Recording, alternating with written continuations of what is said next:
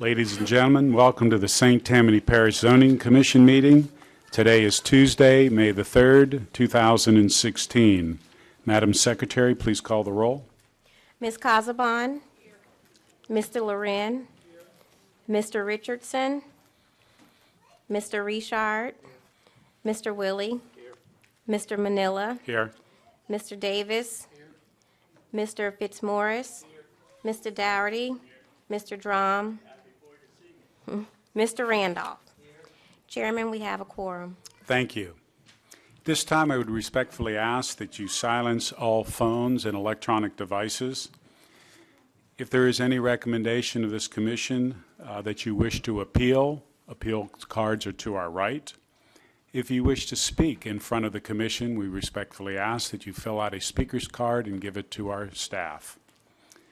Each side will be given 10 minutes with a 5-minute rebuttal. And lastly, at the end of each case, we would ask that if you're involved to exit the building. If you wish to discuss it further, as if you go back into the back foyer, it does echo into the chamber. This time we would ask you to rise for an invocation by Commissioner Randolph, followed by a Pledge of Allegiance by Commissioner Loren. Let's bow our heads.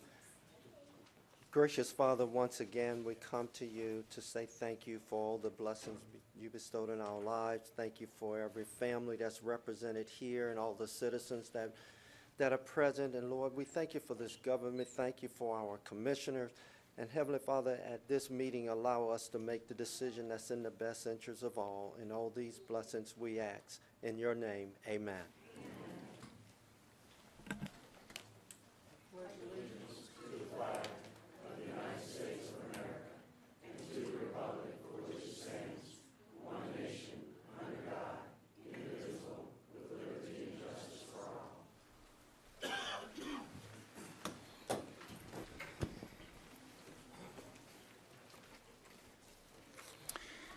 In our packets are the minutes from the April 5th, 2016 meeting. If you would please review, and I'll entertain any motion. Commissioner Richard. Motion to approve. Second. Motion by Commissioner Richard to approve, second by Commissioner Dougherty. Is there any further discussion? Hearing none, I would ask for a vote. Motion carries. Staff, are there any cases you wish to postpone? Yes, Mr. Chairman, I received a request to postpone case number 9 on the agenda, 2016-2012 ZC. Request for postponement of case 2016-212 ZC. Existing zoning is a PUD Plan Unit Development Overlay in Highway Commercial 2 Highway Commercial District. Proposed zoning NC1 Professional Office District. The parcel, 6.403 acres. The petitioner, Leroy Laporte. The owner, Fairway Garden Homes, LLC. The parcel is located on the east side of East U.S. Highway 190, Service Road, north of Judge Tanner Boulevard. Fairway Garden Homes, Subdivision, Ward 4, District 5. Staff has asked for a postponement. I bring it to the Commission. Commissioner Dougherty. Mr. Chairman, I'd move to postpone to our June meeting. It's actually being requested by the owner, Mr. Laporte, and we also have a lot of speaker cards that have been submitted. Mr. Laporte should be here to address the Commission to explain his request, if you wish to hear. Is Mr. Laporte here? Or the Commission can take it to its with the request of a postponement? We're going to take it to the Commission. Okay. Commissioner Dougherty has provided a motion to postpone. Yes? If he is, you said he's... Is he present? You say he's on his way? I spoke to Mr. Laporte yesterday. He said that he was going to come to the meeting. And I know there's a lot of speaker cards that have been filled out regarding this. Mr. Chairman, we can table this till later in the meeting, if you want, or I will postpone till next month. I'm going to kind of leave that up to you as chairman. We can go either Well, way. I'll open it for discussion to the commission, whether, Commissioner Davis? Yeah, I think we should push this back a couple of cases, probably about 4 cases or so, and give this gentleman a chance to come up and talk before us. If not, then we should go ahead and make a motion to, Okay, then the chair has the authority then to delay the case in the agenda, and I will do so. Would respectfully ask then that as Mr. Laporte, when he enters, if he would give us notice so that we could then address the case and specifically ask for the reason for postponement. Are there any other cases? No other. This is a public hearing. The public is encouraged, and again, please be considerate that we have a 10-minute discussion on each side with a 5-minute rebuttal. Zoning change request cases, applications for a proposed change of zoning district and amendments to the land use ordinance requiring review and recommendation of approval by the Zoning Commission before action by the Parish Council are as follows. 2016-147-ZC, existing zoning, CB1, Community-Based Facility District, in RO Rural Overlay, and A2 Suburban District. The proposed zoning, A2 Suburban District, and NC6 Public, Cultural, and Recreational District. The parcel, 4.547 acres. Petitioner, council motion, Chuck and Candace Hickman. Parcel located on the south side of Galatas Road, west of C.S. Owens Road, Ward 1, District 1. It was postponed from our March 1st, 2016 meeting. Staff?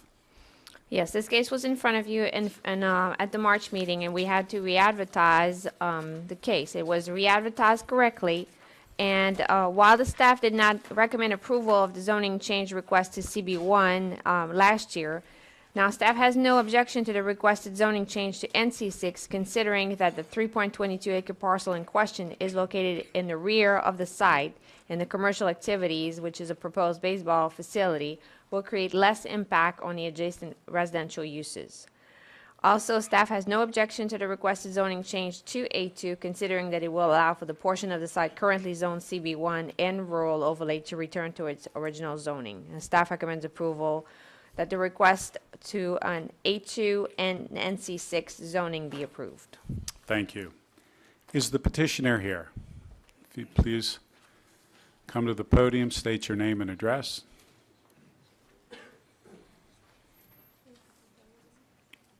Hi, good evening. My name is Candace Hickman, and I currently reside at 206 Red Fox Run Boulevard in Madisonville. We're here today to speak to you about changing our current zoning of our CB1 property to A2 and another portion of our land from A2 to NC6, which has been referred back to this commission by the Parish Council. We own a baseball facility called Mayhem Baseball Club and have been in business since 2010. We're currently operating out of another rental location in Madisonville. And are looking to move to a portion of the 10 acres that we own on Galatas Road in Madisonville. In the packet, we've provided you a proposed site plan that shows the current CB1 property along with the proposed NC6 property that we're seeking to rezone. With this proposal, our home would be located between the Parish Road, Galatas, and where we would like to place our business. We've stated several times over the last year that our hopes were to obtain the needed zoning to own a backyard business. We personally would be the neighbors to the newly rezoned property on the north side and west sides of the property, with only one house adjacent to us on the south side that's owned by Mr. and Mrs. Gray. As part of the packet, you have as well, we have a letter from the Grays showing their support of the project tonight, that we ask you to review our proposal and find in favor of the NC6 Public Cultural and Recreation District designation as recommended by staff, and then also switching that CB1 back to an A2 property. Thank you. Thank you. Is there anyone else in the public who wishes to speak in favor of the request? Please come to the podium, state your name and address. And if you haven't, fill out a speaker's card. I did, sir. Thank you. Hi, my name is Anthony Giancateri.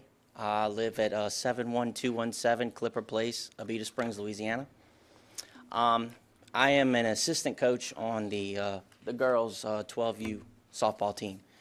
I'm here tonight to express to you all what we actually do at this, what we will be doing at this facility. We're not just coaches. We are teachers as well as coaches. We are here, in the positions that we are in, we not only teach our children how to play ball, but we teach them how to be better people in society. We teach them hard work, dedication will get you what you want, not just sitting on some stoop expecting to get what you want. Life doesn't work that way. We are out to teach, not only make better ball players, but better human beings. That is why we do what we do. We are looking to send our children to high school and become ball players, possibly college to become ball players, and who knows, maybe even go to the pros. You know, these are situations that we are trying to put our children in. If they go on and they become college, they play college ball, who knows, they could become out and be a doctor, a lawyer. They could be sitting where you are one day. This is what we are doing with our facility. We're not making ball players, we're making better people. Thank you. Thank you. Is there anyone else from the public who wishes to speak in favor?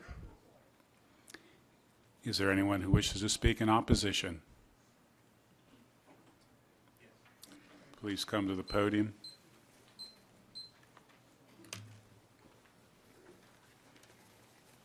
My name is Eric Bissell. I'm an attorney. I represent Thad Baham. My current mailing address is 227 North Columbia Street in Covington, 70433. Mr. and Mrs. Baham own the property that is immediately adjacent to this property. They're opposed to it. I want to point out that this is the 6th time that the Hickman family has provoked a public hearing regarding the zoning of their property. They applied for a rezoning back in April of 2015. That was denied by this body. They then appealed that to the council. That was approved by the council. They then decided that they weren't satisfied with the council's approval, and they applied for a more intensive use by applying for an adjustment to the Board of Adjustments. That was denied. Then again, we're faced with our appearance here today, which is our second appearance, because the ad was run wrong the first time. I'm distressed to point out to you that when you read the ad, it's very obvious the ad doesn't tell you anything at all about what's to be done. What happened is they now want to change the front part of their property from its present commercial use back to a residential use. Then they want to change the back of their property from its current residential use to a more intense and much larger commercial use. What the council approved was about a 1.2 acre tract. They're now asking for a bigger bite, a 3.22 acre tract. The fact that it is at the back of their property really is a misrepresentation. If you look at the maps that should be attached to your packet, you will see that this property does not have, the Hickman property does not just have one front. It has two fronts, both of which are on public roads. Now, granted, the back of the property where this will be, or the purported back of the property, is on an uncut through road. There's nothing to prohibit that road from being cut through at any time. There are really two sides to this property. It fronts on two roads. Now, I want to call your attention to the advertisement particularly, and to your attorney as to the way that it was advertised.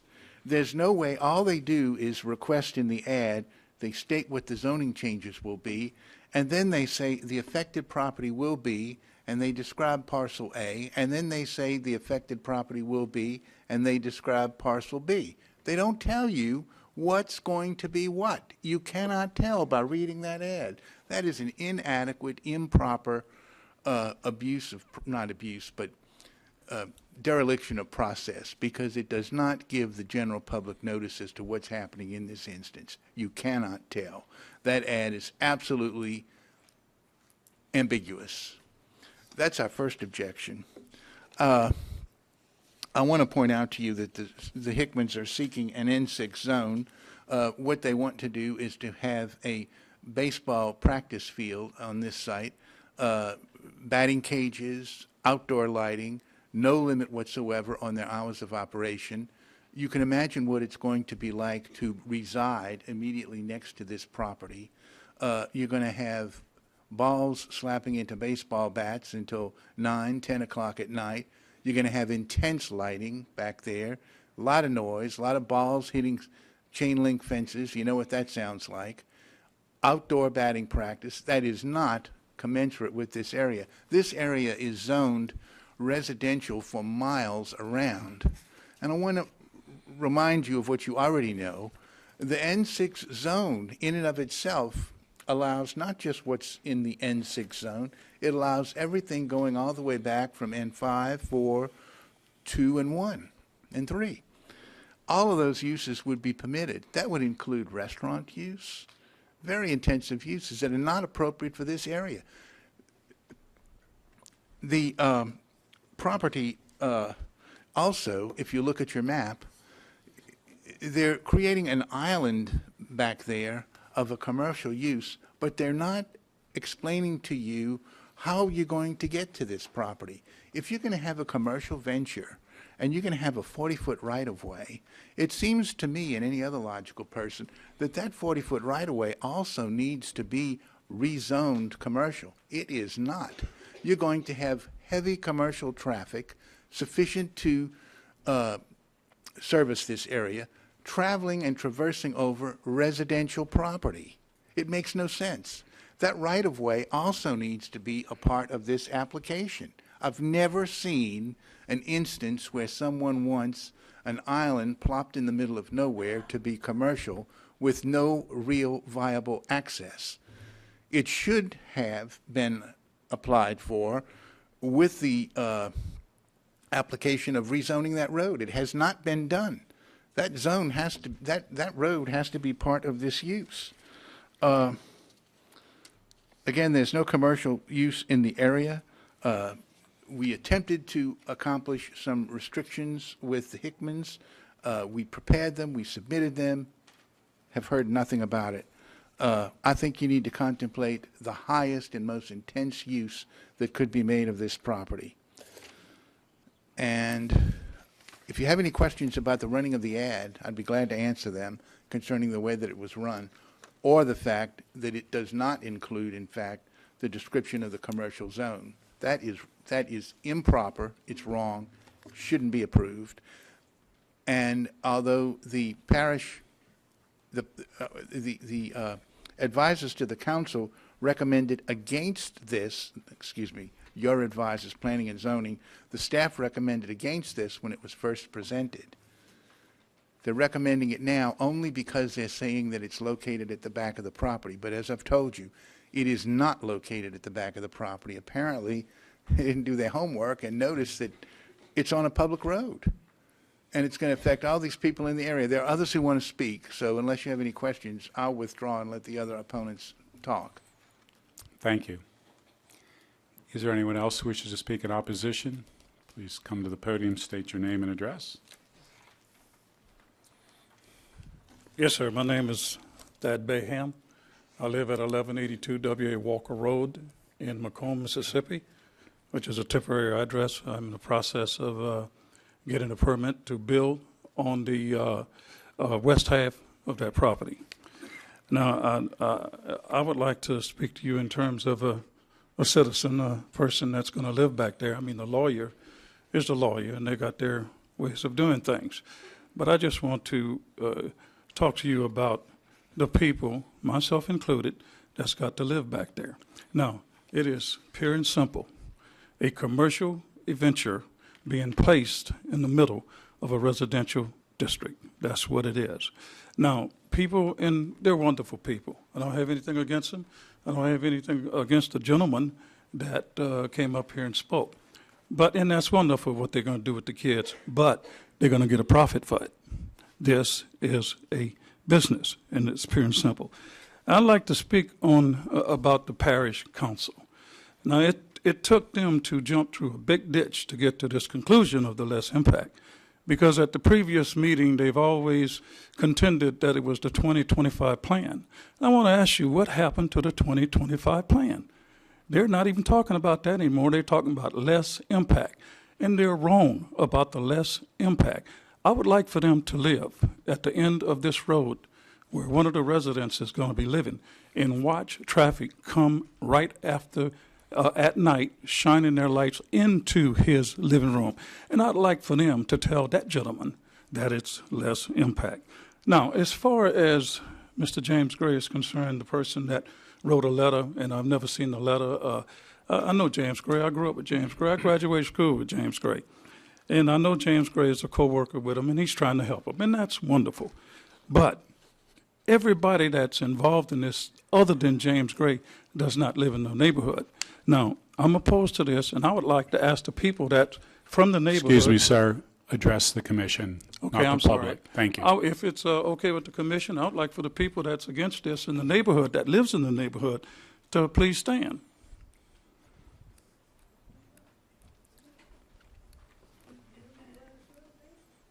They live in the neighborhood, and they're here. And thank you. That's. Oh, and I just got one more thing to say. You, with all the information that's passing back and forth, as the commission, we're asking you to vote on this in terms of a business being placed in a residential community. That's it, pure and simple. Thank you, sir. There's only about 30 seconds remaining. If we can address one more opposition from the public before we will go to rebuttal. Is there anyone who would like to speak in opposition? Seeing none, I would ask we go to rebuttal. If you'd like, you have 5 minutes total.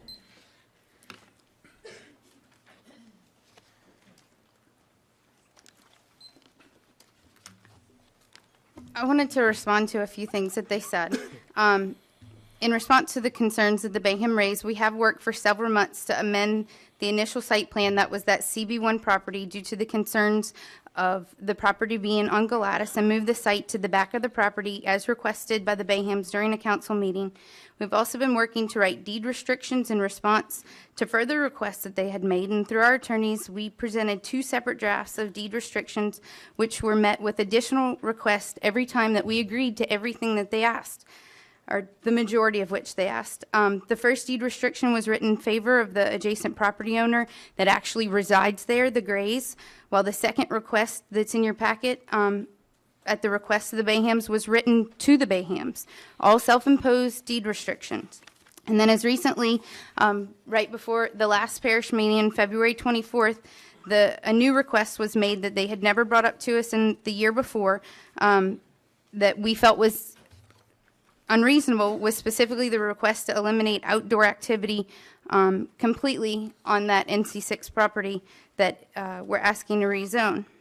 As far as the hours and the lights, we at no point said that we're operating till 10 and 11 o'clock at night. Our clientele are 8 years old to 18 years old. They go to bed by that time of the night. We also never intended or said that we're going to have intense lighting out there. That is very costly, and while I'm a public school employee and my husband is doing this, lighting like that does cost a tremendous amount. So that is not an intention that we have, to put lighting at all outdoor, and especially in an intense manner. He spoke of chain link fences, which we have not discussed a chain link fence. You know, we're talking about the zoning right now, and like I said, we were willing all the way through last March or April, when this started, to work with the neighborhood and be able to respond to the things that they've asked. We've had meetings with the parish, we've had meetings with lawyers to be able to respond to all of that. In the past, this was something that could be done through different ways, and now rezoning is necessary, and that's what we're asking, is that we can do that. In response to all residential, there is an NC6 property that's less than a half a mile away. There's a school that's 500 feet away. This is an area that we are very vested in. Our home's going to be there. I work at the school that is right next to there. This is something that's good for the community, and we respectfully ask that you highly consider it. Thank you. Is there anyone else who wishes to speak again in favor? If not, I will close it, and I will ask the opposition. You have 5 minutes to rebut.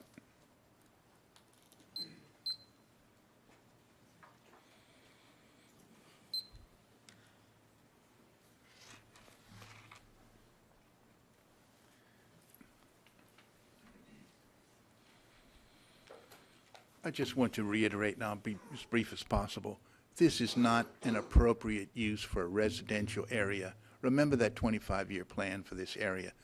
Think of what this is going to be like. They may be children 6, 7, 8 years old that are going to be doing this, but there's nothing to limit that fact. There's nothing to prevent middle school students, high school students from using that facility in its highest and most intense use. And you know if they're going to have batting practice, they are going to have chain link fences or some kind of a fence. Lot of noise, lot of noise, lot of noise, and the lighting. It's just an improper use. There are other areas these folks can go. They should have found out about the zoning before they purchased their property in 2014. And I want you to ask your attorney, I would ask you to get serious input as to the appropriateness of, number one, the advertisement that was run and the way that it was run, and number two, the fact that you're voting on an isolated commercial piece of property situated in a residential area that they're not dedicating any commercial access whatsoever. It has to be, it needs to be part of any commercial zone. I've never seen an instance before where someone had something zoned commercial and had to traverse across residential property to get to it. That's all I have. Thank you. Is there anyone else who wishes to speak with 2 minutes remaining in rebuttal? If not, at this time, I close it to the public and I bring it to the commission. I would also ask staff, do you have a copy of the advertising where it stated what the current zoning was and what the current zoning request was going to be? I do not have a copy in here in the file. However, the zoning was advertised the same way all the other cases are advertised. Where we have current zoning and proposed zoning? Exactly. It's the same format as all the other zonings that are on the agenda this evening. So our typical legal format that goes to the public. That's correct. Thank you. I'll rely on staff, and again, if they're using the legal and publicly accepted format, which I have every confidence that they've done that, then that fulfills the obligation. Again, I've closed it to the public and I bring it to the commission. Commissioner Davis. Yeah, Mr. and Mrs. Hickman, please.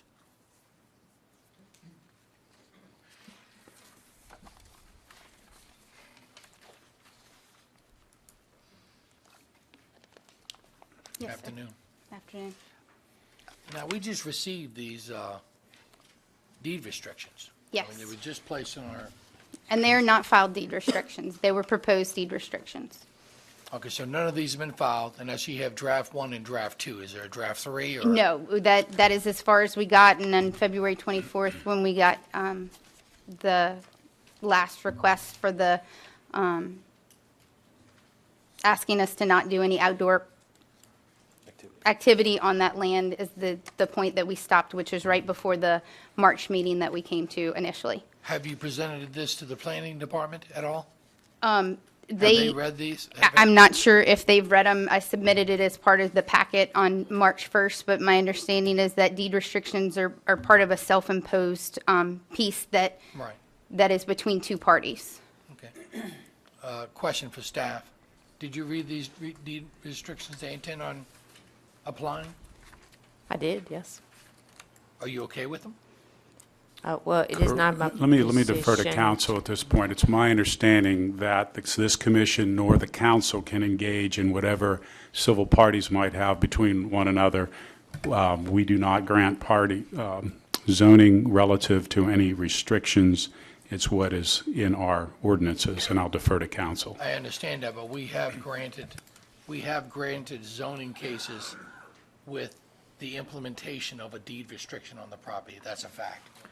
And if I'm not mistaken, council advised us that that is between private parties, that when we grant zoning, we do not grant conditional zoning anymore. No, I agree with that. I'm just saying, we have granted deed restrictions with the zoning and the classification.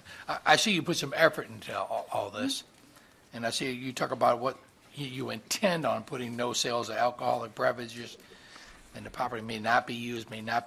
What I don't see is what the property will be used. It's a baseball facility. Right. But indoor and That should be outdoor. in the deed restriction. I'm just saying, if I'm looking at something that you're trying to tell me, hey, well, this is what we're going to use it for.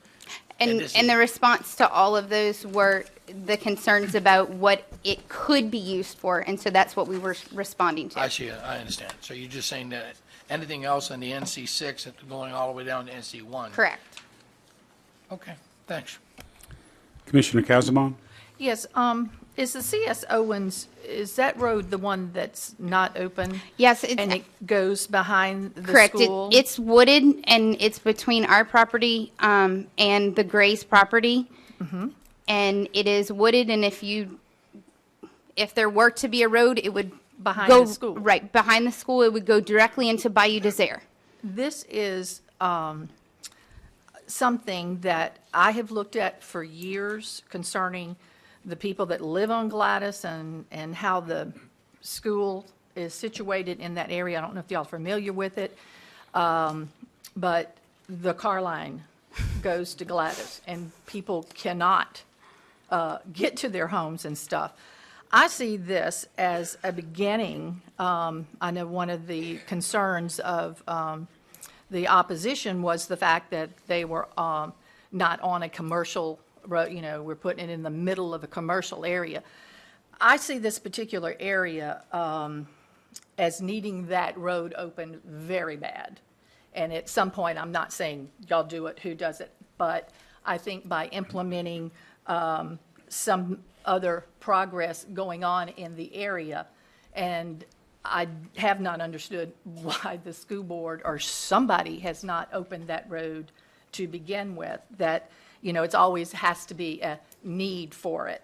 I think using this facility and the way my concerns were with the surrounding landowners, that's what we heard in the beginning, and that was one of the things that I had requested some reassurance for them, because that's what they were saying, what's going to go there, because we are rezoning this, a commercial, they can do this, this, this, and this. Well, I think by doing the deed restriction, we have, or what they will do with the deed restriction is be able to eliminate some of those fears on what would be going there.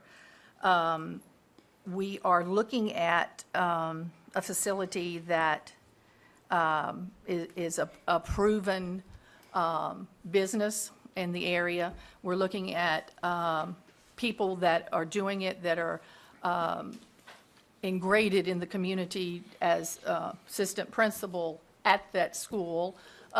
It's not like they're going to go in and into that particular neighborhood and create problems. I really feel that this is something that could use to better the community.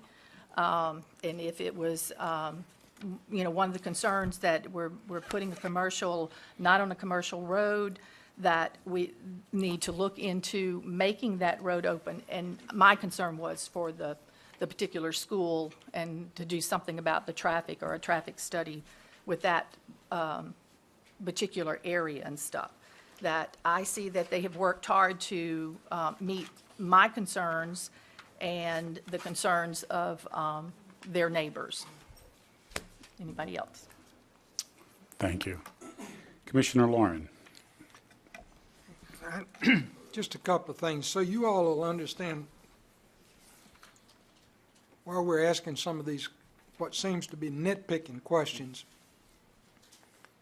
When we approve something for a particular category, it could be anywhere from the lower end to the higher end use of that category. And when it's not spelled out specifically what it's going to be, what we approve, once we've approved it, it's approved. And we've seen people come in and say, well, we're just going to build a snowball stand, and the next thing you know, it's a drive-through daiquiri shop or something. Understandable. So one of the concerns I have is when we say a baseball facility. Yankee Stadium is a baseball facility. Fair Okay? enough. Is it not? Okay. If we approve that, we've approved it. Okay? So we got to be very careful what it is we approve. And the only other question I'd have is that at this stage of the game, realizing that deed restrictions are an agreement between you and whoever you make the deed restriction in favor of, I don't hear that there's an agreement.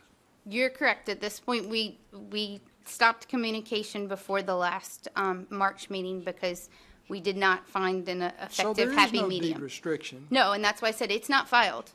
Well, what I'm saying is not even tentatively. No, at this point, before the last meeting, and So I'm if not we approve it, pretending to be one. If we approve it, we're approving it for an ambiguous, Now, I will tell you, there is a deed restriction on the CB1 property.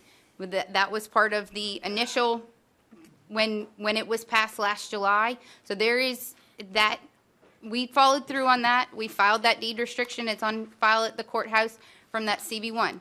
We are still open to that, and we're fine with that.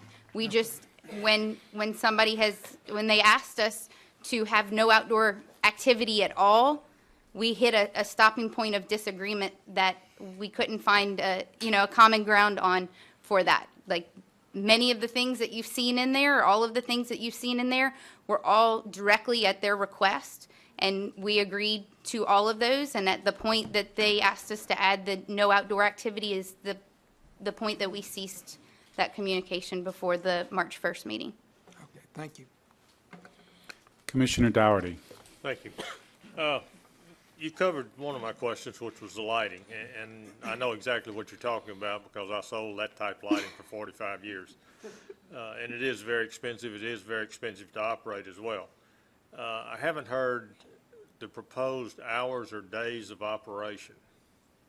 Right now, for the most part, we're operating at any given point 7 days a week.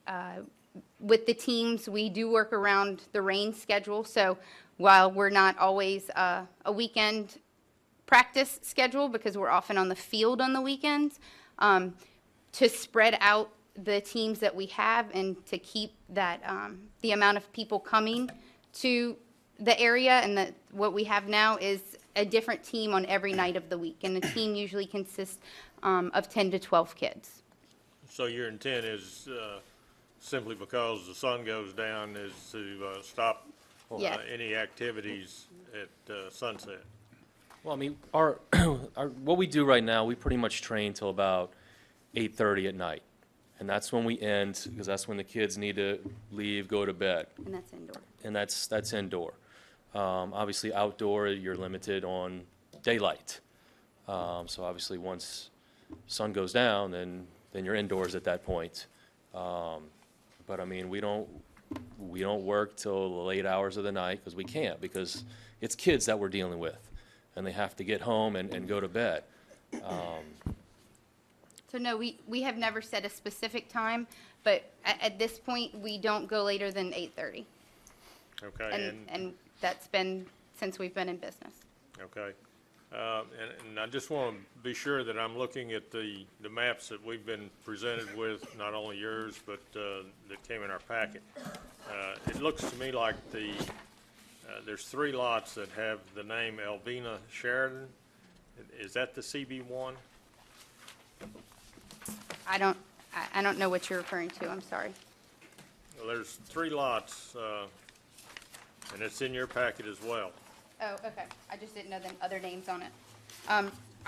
Okay. So ours is that where it says the 10-acre parcel, lot 13, which is adjacent to it kind of looks like an L. It goes with Bayou Desert through it. Okay? So that all 10 acres, it's a 6-acre tract like long, and then a 4-acre tract that is attached to it that the bayou goes through. Okay, so looking at lot 13, which is 10.01, and then lot 14, which is, It's 10 It's actually total. collectively 10 acres. yeah, okay, all right. And that answered my other question, too. Thank you. Commissioner Fitzmaurice? There are other materials than chain link fencing for batting cages, I assume, right? Yes. I've seen nets, padded things Yes. of that nature, okay. I'd like to make a motion for approval. We have a motion by Commissioner Fitzmaurice to approve. We have a second by Commissioner Dougherty. Is there any further discussion? We have a motion by Commissioner Fitzmaurice to approve, second by Commissioner Dougherty. I would ask for a vote.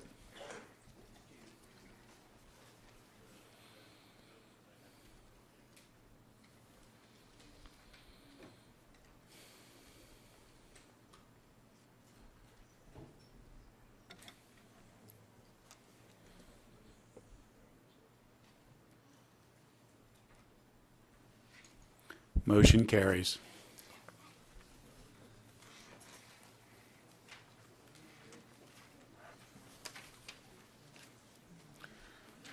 We'll wait a few moments while several of our attendees exit.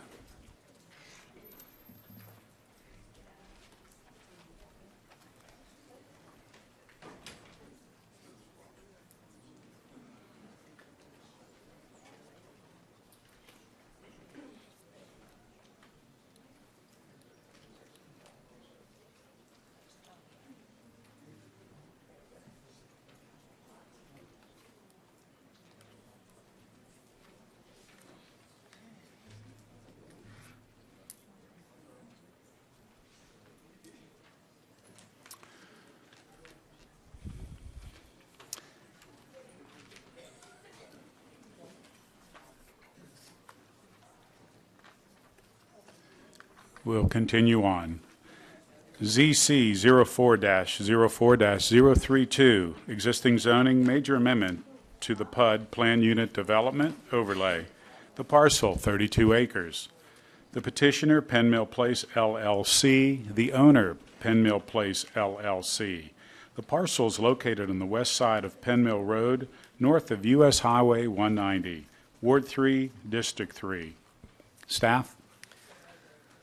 The petitioner is requesting a major amendment to the PUD. The request consists of the removal of the previously approved pool as an active amenities and replacing it with a half basketball court. And you can look at the attached drawing showing where the half basketball court is proposed to be provided. Note that as shown on the plan, as I said, a walking trail, picnic tables, and playground equipment are also proposed to be provided as passive and active amenities. Additional information will have to be provided regarding the material to be used to delineate the natural surface of the proposed walking trail. Also, please note that the subdivision was approved in 2004 to be developed as a single-family residential subdivision of a maximum of 58 lots. And the configuration and the subdivision and the lot numbers will remain the same as originally approved. Staff recommends approval of the request for major amendment to the PUD. Thank you. Mr. Marone. Thank you, Mr. Chairman. Paul Marone on behalf of Penn Mill Place LLC. You may recall that this was the project that you heard sitting as the Planning Commission last month. There was some discussion at that point about the history of the project and the fact that it had been approved back in 2004. There had been a good deal of work done on it, but because of problems with the prior developer, it had laid dormant. And we were in the process, my client was in the process of bringing the project back and moving it forward. The request tonight is part of that process. As you may recall, no lots in the subdivision have been sold yet. The infrastructure punch list items are just now completed, so nobody bought out there with the understanding that they would have a pool as part of the amenities. We're working from a clean slate in that respect. You will also note on the plan that the entire project is only 58 lots, and that is really the genesis of the reason for the request this evening. At 58 lots, over time, it is a subdivision of this size, and the costs associated with the upkeep and insurance on a pool doesn't really seem to make sense. And it is for that reason that we are asking to exchange the amenity package from the pool that's planned to the half-court basketball court. The other amenities, the walking path, the picnic tables and so forth, will remain. In regards to Ms. Lambert's question and concern about delineating the walking path, we will use aggregate rocks to identify and to cover that walking path so that it'll be clearly definable from the surrounding grass and fields and so forth that it traverses. So with that said, we would respectfully request your approval for a major amendment to swap the pool for the basketball court as part of the amenity package for this particular development. Thank you, Mr. Marone. Is there anyone else in the public who wishes to speak in favor of the request? Is there anyone in the public who wishes to speak in opposition? Seeing no one, I would close it to the public and bring it to the commission. Commissioner Casabon. I'll make a motion to approve. Second. Motion by Commissioner Casabon to approve, second by Commissioner Davis. Is there any further discussion? Please vote.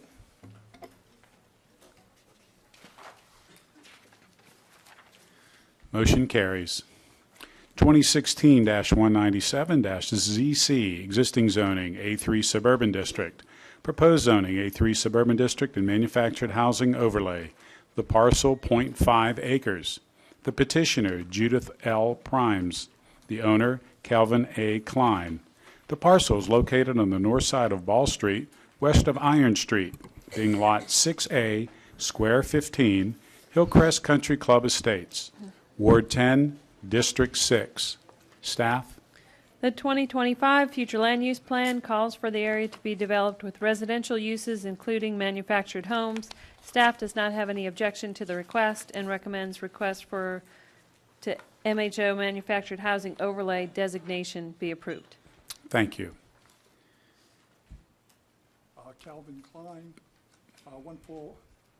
Excuse me, young lady, you can take the microphone and bend it down so that, there we go. Thank you. Calvin Klein, 14127 River Lake Drive, Covington, Louisiana, 70435.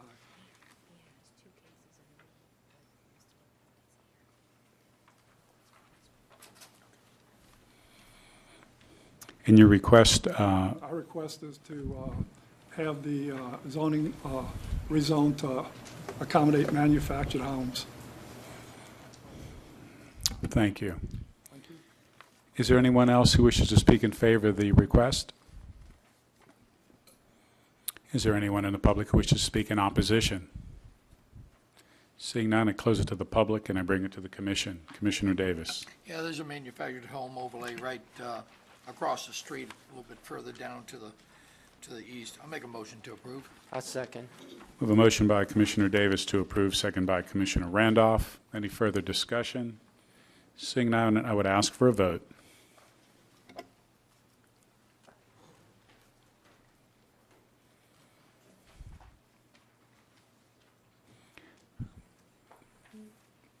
Motion carries. Mr. Chairman, was that the approval for one lot or for both lots? That's for one lot, sir. We are going to now address the second case.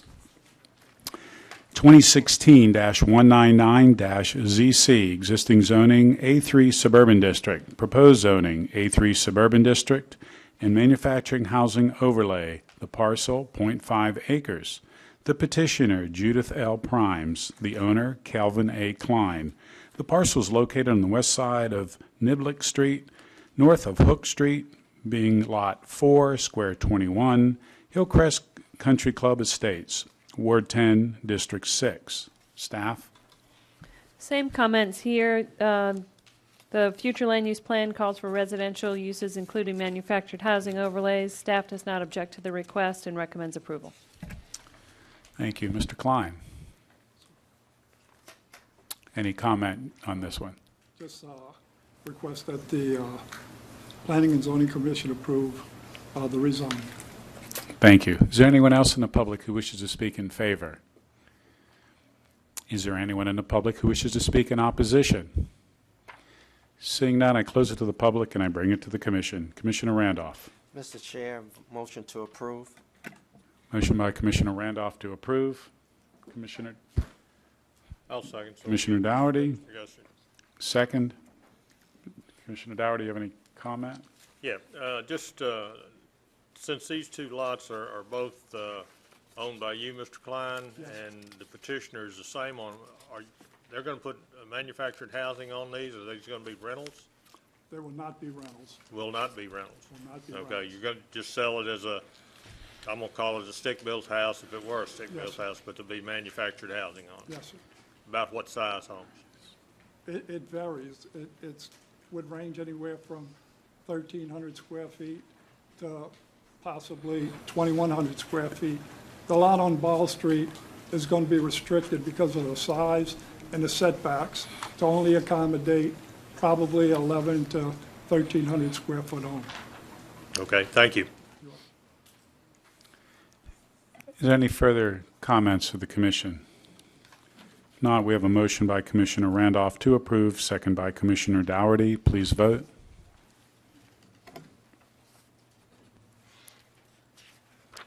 Motion carries. Thank you so much. Very welcome, sir. This time, we are going to address, I understand that Mr. Laporte has arrived. Is that correct? So the fact is, at the beginning, we had a request for a postponement.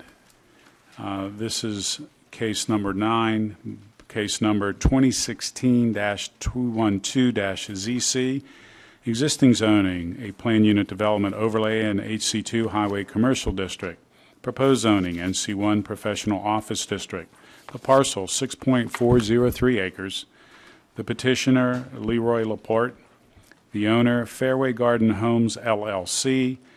The parcel is located on the east side of East U.S. Highway 190, Service Road, north of Judge Tanner Boulevard, Fairway Garden Homes Subdivision, Ward 4, District 5. Staff has requested, per the petitioner, of a postponement. Correct. Mr. Laporte, if you would please advise the commission your request for postponement. The management company was supposed to get out an email to all the residents for a community meeting. They failed to get the email out. The meeting never took place. I have a, if you would like, I can pass out the email trail that went between myself and the management. So the purpose of the postponement is so that you can have a community meeting with residents, is that correct? Correct. Very good. Is there anyone who else wishes to speak on the postponement? Yes, ma'am. Please state your name and address for the record.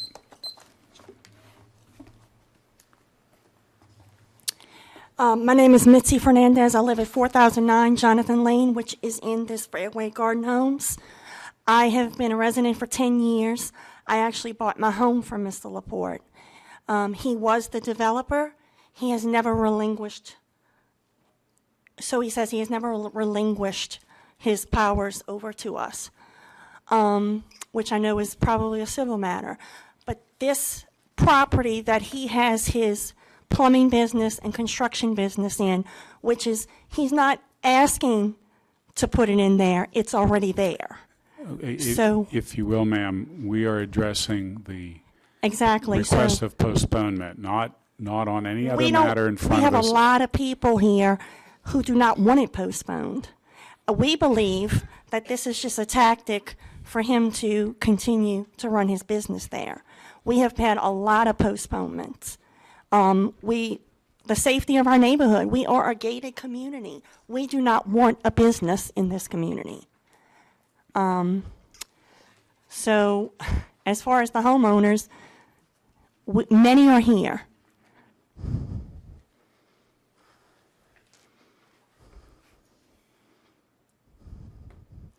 Excuse me 1 minute. Sure.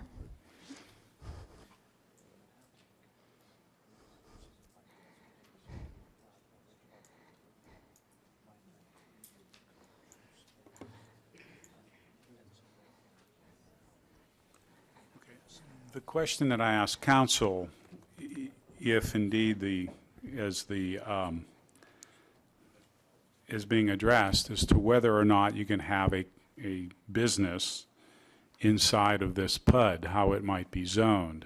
So I asked counsel if indeed we could do such a thing, and he advised that it depends on what the original PUD may have had in it. At this time, I'd ask staff, do you know as to whether or not, indeed, if there is a running of a professional business, that would be permitted? No, this development was originally approved as a conditional use permit under the C2 highway commercial, and it was rezoned to PUD through the comprehensive rezoning.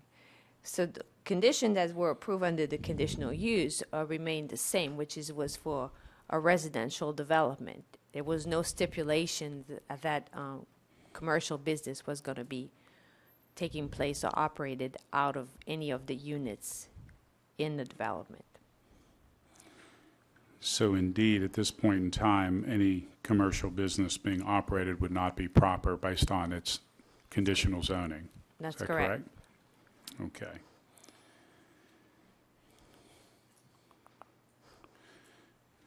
So, and Which again, it it's your is. intent, Which it's it your is. intent that you're arguing against postponement based on the fact that it's viewed that by the residents that a public meeting or a meeting of the residents is really not required, that you would like this case to be heard tonight.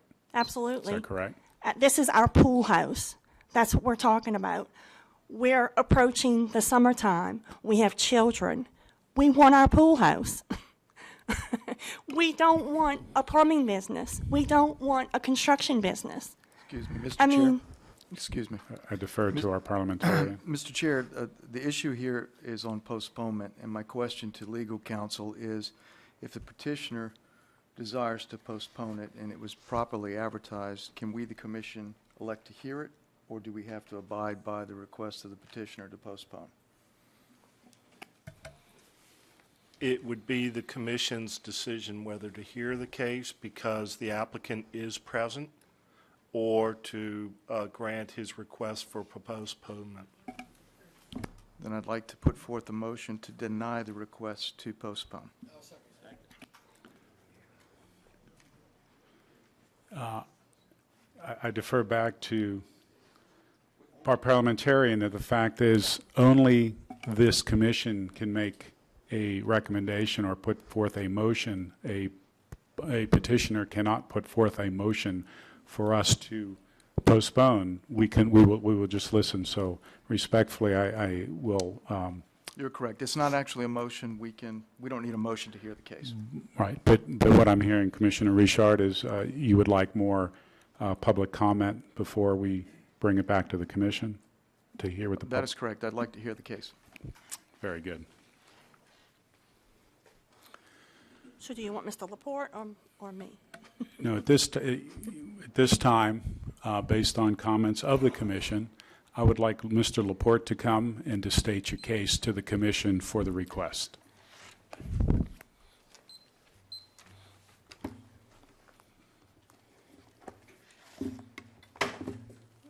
Mr. Chairman, would you like to hear staff comments? Yes. Okay. Thank you.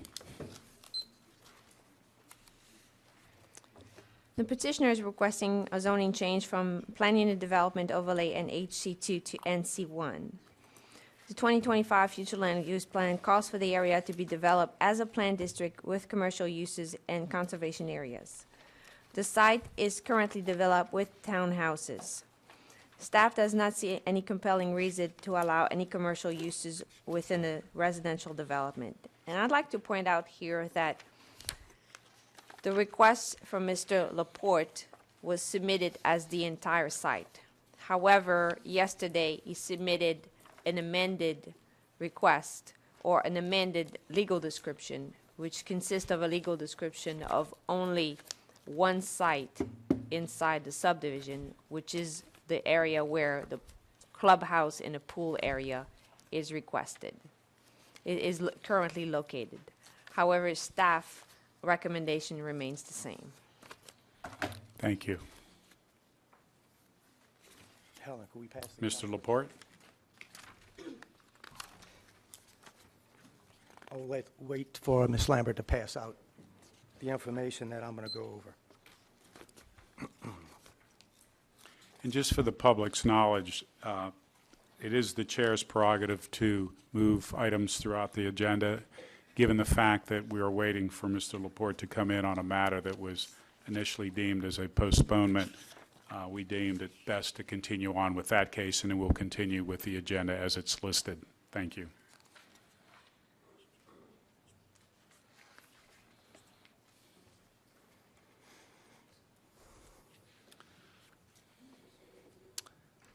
All right, Mr. Laporte, please proceed. Okay, as you can see from the letter, there's a discrepancy. This was done back in 2003 and 4. At that time, the PUD was not in place, and this property was zoned commercial. As a matter of fact, Mr. Blessy was going to build a car dealership on it. And we created two parts of this. One of them was business office buildings, and the condos or garden homes. Within that is an office building that on the first floor houses cardio equipment and a pool room, and on the second floor is offices. It's always been operated as an office throughout the construction, throughout the sales, and afterwards. It's an administrative office. It's, the propaganda going around is that we're running a plumbing company, we got trucks coming in and out, tools coming in and out. That can't be further from the truth. The truth of the matter is it's strictly administrative. The functions of the office are that we still own property in Fairway, which is why I'm still the declarant. I own 4 houses in there still. We collect rents. We also function as the office for the LLC, which is Fairway Garden Homes LLC.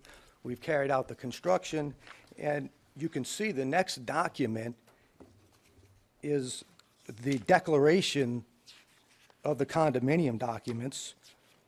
And on the second page, you can see whereas the declarant that I can use one or more units or a portion of the clubhouse identified in the master site plan for exclusive use as administrative, sales, or a field office.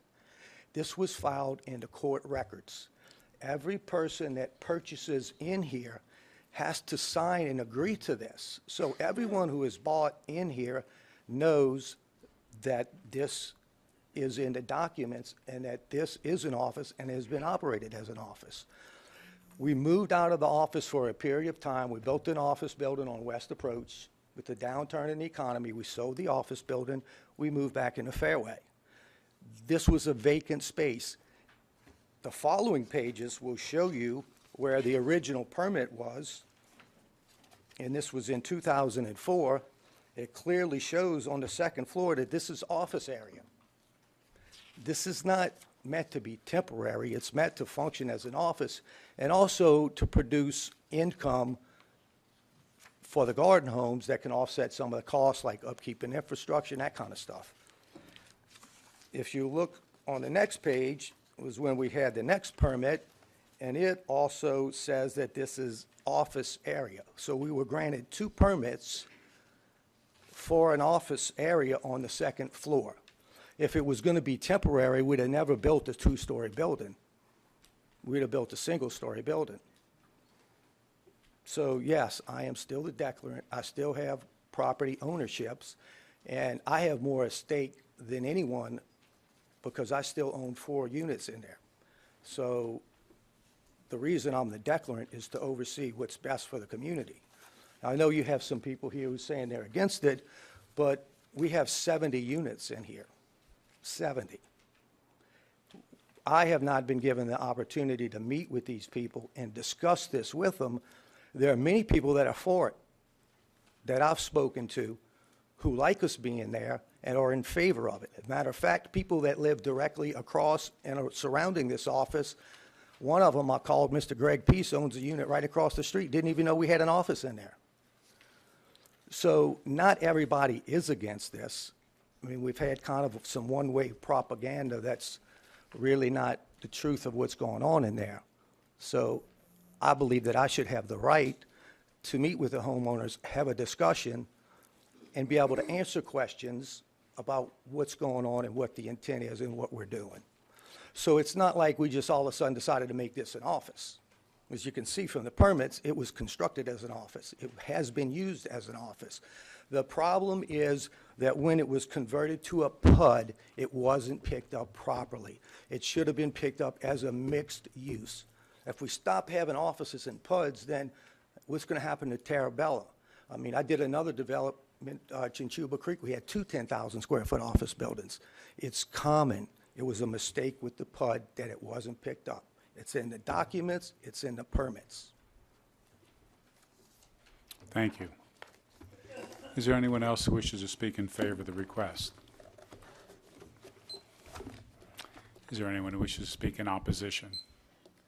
Please come to the podium, state your name and address, and if you haven't, fill out a speaker's card. I have. Thank you. My name is Janelle Lemoyne. I reside at 4020 Jonathan Lane North. I'm here this afternoon to voice my concerns regarding the injustice that has been done in my community, which is governed by Parish President Ms. Pat Brister and the St. Tammany Parish Written Law and the new Unified Development Code. Starting in early 2015, Mr. Laporte, who was the developer 10 years ago, used that office at our pool cabana area that was used by my son and I to have birthday parties. Used that original office building for the sales of the condominiums that were there. After that, he pulled out, and it's registered, filed in St. Tammany Parish, instrument number 1717647, registry 1894884, HG, on the March 10th, 2009 at 1:15, which was signed by Anna Wong, acting president of the Homeowners Association, Mr. Lee Laporte, member, Christy Laporte, notary, public number 84574. Ms. Ann Poplovich, Ms. Brister's aide, and Ms. Kelly Robelay, lead counsel, have been kept abreast of all the paperwork that has transpired in this incident from the very beginning for violating the safety of our neighborhood. Mr. Laporte did submit a letter, not asking if he could use it, but telling everyone that were the owners of the neighborhood and their properties that he was moving in his plumbing and construction offices only, and telling them that he would graciously give them $500 a month for us to use as our bidding for improvements in our neighborhood.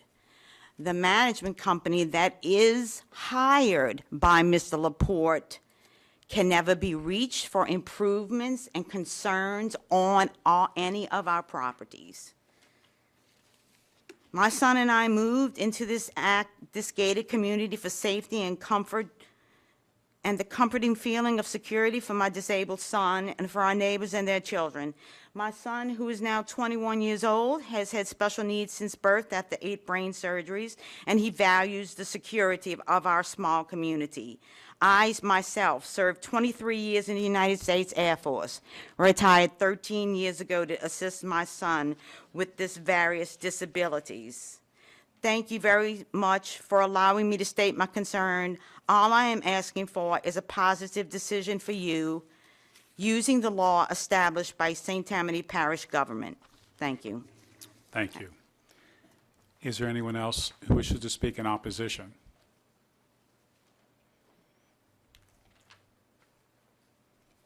My name is Maureen Eames. I reside at 4008 Jonathan Lane.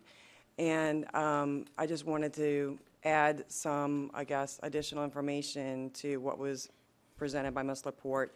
I moved in about a year ago, and from what I understood, that particular office, the second level, was empty. It was intentionally used at the beginning of the development for that, which is customary, where the developer keeps that. But then usually, the developer relinquishes the control once the units are all sold. Mr. Laporte did move out that sales office way back then, I don't know how many years ago, but he just moved in 2015. The business is not as an office for the development, but for his plumbing and his construction business. And as it was stated earlier, it was just a letter told to us that it would happen. What was not done was to have any sort of meeting or voting or anything. But in fact, what I learned when I moved in was that there is no active homeowners association in true form where you have meetings and you have officers that, you vote on various matters and such, because Ms. Laporte remains the one that's in control legally because of the fact, as he said, he owns 4 units, which is in and of itself another matter perhaps, but it's that he's not actually the rightful owner, as I understand it. Each one of those is under some property tax lien or something. So if you look it up on the parish property records, it has a bank name on it. So Please be mindful, this is a zoning commission. Yes, So, but what my point is that because of those other matters, which is separate but related, there has been no proper, I guess, vetting of this by the residents. And so since this has just happened, there has been the occupation of him in this building. And when residents who are one-on-one trying to find out about it and ask about it on a one-on-one basis, because we can't really use the homeowners association because he is in control of it, we've just been learning that there's just kind of been delays and postponements along the way. So we came here tonight to try to hopefully get resolution on the matter, even though that he's occupied the property, in violation of the zoning rules for close to a year. So I just felt that it was important to point out the additional information about the state in which the homeowners association is kind of held and controlled by Mr. Laporte, and that's partly why I think there's been some misuse or some misunderstanding of what can really be done or should be done with or without the input from the residents and the owners. thank you. Thank you. Is there anyone else in the public who wishes to speak in opposition? Mitzi Fernandez. I would like to state that in 2008, we did have a meeting in our cabana, and Mr. Laporte actually gave us paperwork saying all of our duties, now that he was giving it back to us, saying the duties that we were now responsible for. So in those is insurance, all the things that we have to pay for, the taxes on the building. And then he himself, in 2009, filed in St. Tammany the donation of that building back to us. So there's a lot of back and forth about whether he's still a declarant, not a declarant, whether he owns property, and I know that's not an issue with you guys. But my thing is, it is zoned right now, today, as a PUD residential. It's illegal for him to be in there. So don't you think the process would have been, let's get it rezoned, and then put my business there? And then maybe the homeowners could have had a say. I mean, we have been knocking on doors because, we care about our community. I mean, we have children. And the fact that it's an administration building, I'm just a layperson. I didn't come with documents, but I have many pictures. You can see his Laporte plumbing trucks parked in front of that building. There's trucks and cars, and it's a nuisance. It's our property. I mean, you ride in one area and you ride a little circle. So for a business to be run in this building is a nuisance to the community. It's not a secretary sitting in an office. This is a business. And as far as the funding that he talked about giving to the community, his $500 a month, our light bill in that building alone has gone to $500. So we're not making anything on him. We're probably going to be in a hole. In fact, I talked to the management company, and they informed me that our dues may have to go up. And I said, no. This is being mismanaged and misrun. We need our pool house back. Plain and simple. It's ours. I mean, I've never heard of a developer keeping reins on a subdivision 10 years after he developed it. I mean, it's crazy. He doesn't live there. He does not live in the community. In all due respect, you have 1 minute remaining for anyone else who wishes to speak. Please, ma'am. Yes, ma'am.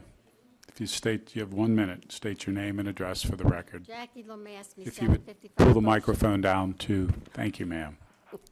Jackie Lomaskey, 755 Beauchene Drive, Mandeville, Louisiana.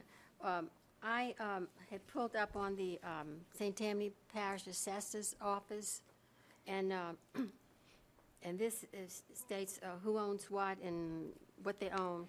And it says here the owner is Fairway Garden Homes Condo Association. The mailing address is the management, 5001 Highway 190, and the property address 2029 Christie Lane.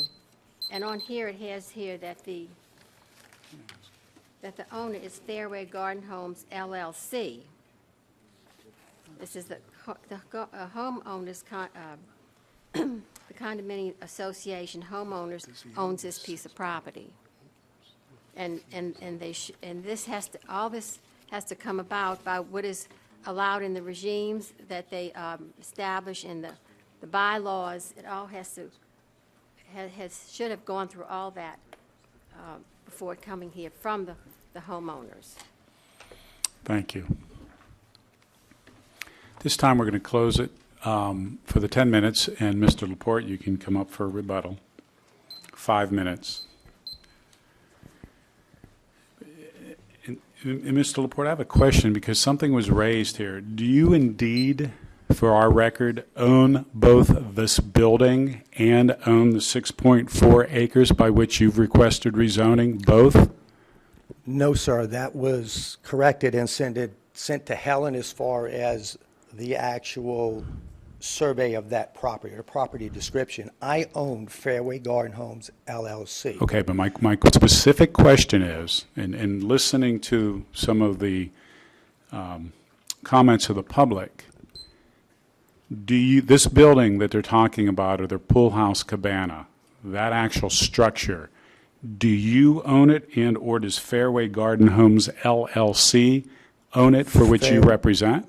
That's correct, and it is my LLC. I am the member, and I am the declarant. Okay. So, I mean, So is it fair to say then the question about the homeowners association owning it, that is incorrect? Is that what you're stating? That is to the incorrect. Okay. We had a homeowners association at one time, and, you know, I guess sometimes you don't realize all the duties, and they were basically inundated, and a lot of them didn't want the responsibility any longer. Again, this is the purpose of the meeting that I was requesting with the management company. I think even one of the ladies said there's been no meeting.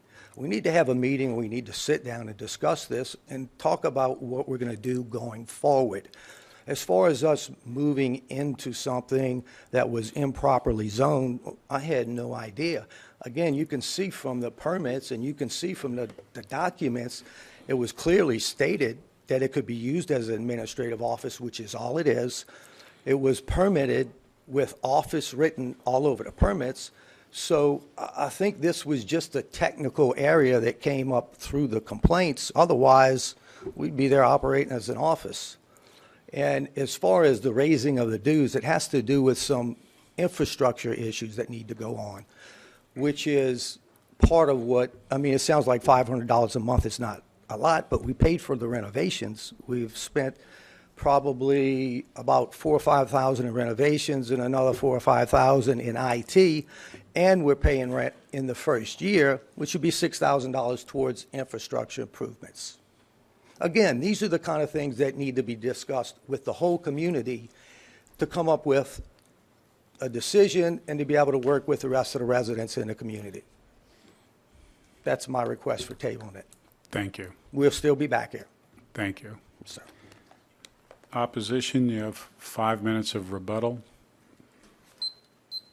Hi, this is Maureen Eames again. I guess I'm confused about why we would have a meeting with the residents, because the residents have no say. The residents have no vote in the matter, as the fact that he has maintained control of the association as a declarant and has, as someone pointed out, given the letter notifying the residents and owners. And that's how all the matters of the association are handled. So there's no votes on anything. And I guess, again, I bring up, I know it's an unrelated subject, it's a separate subject, but it is related to this matter, because I don't feel that the postponement request has any validity, because I don't think the meeting would then result in any kind of a vote that would help anything.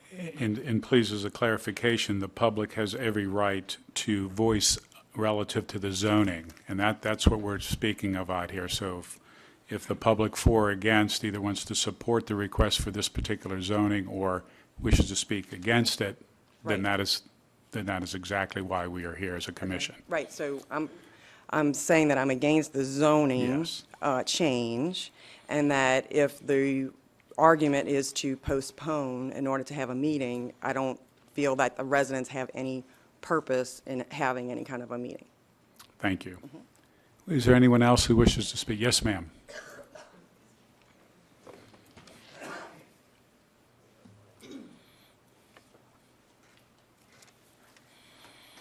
My name is Florine Gundy, and I bought my home 10 years ago, and I bought it for retirement. I retired from the state. I'm a clinical social worker. And I don't remember signing anything that said in my papers that said I was buying into a community that could have a commercial business. I did not, sign anything that said that. So I don't know where Mr. Laporte is getting that information from. So thank you. I just want you to hear that. Is there anyone else who wishes to speak in opposition in the rebuttal? Yes, sir.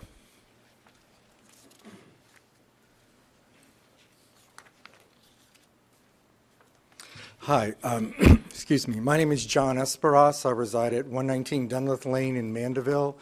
I'm an owner of 2053 Christie Lane. We purchased the property as an investment, and we rent it out. I have not had the opportunity to speak to the other owners, but I guess we have a pretty good idea of what their feeling is regarding the business use of the office.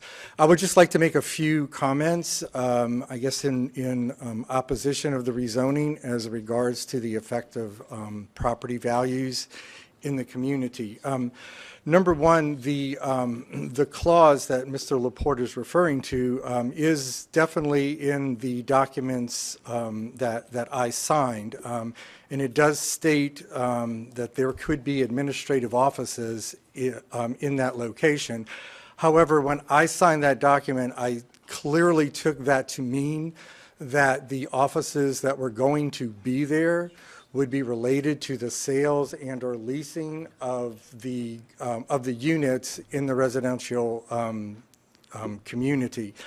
If we use his interpretation of what that means, then I guess we're kind of opening the door to any kind of business, whether it's plumbing, construction, or anything else. That would be a big concern of mine as an investor for property values there. I'm not quite sure what the benefit to the owners would be to have his business run there. I know that there was a comment made that the $6,000 could be used in some way to support infrastructure, and although that's logical and it makes sense, I'm not aware that there is any agreement on how that money would be used.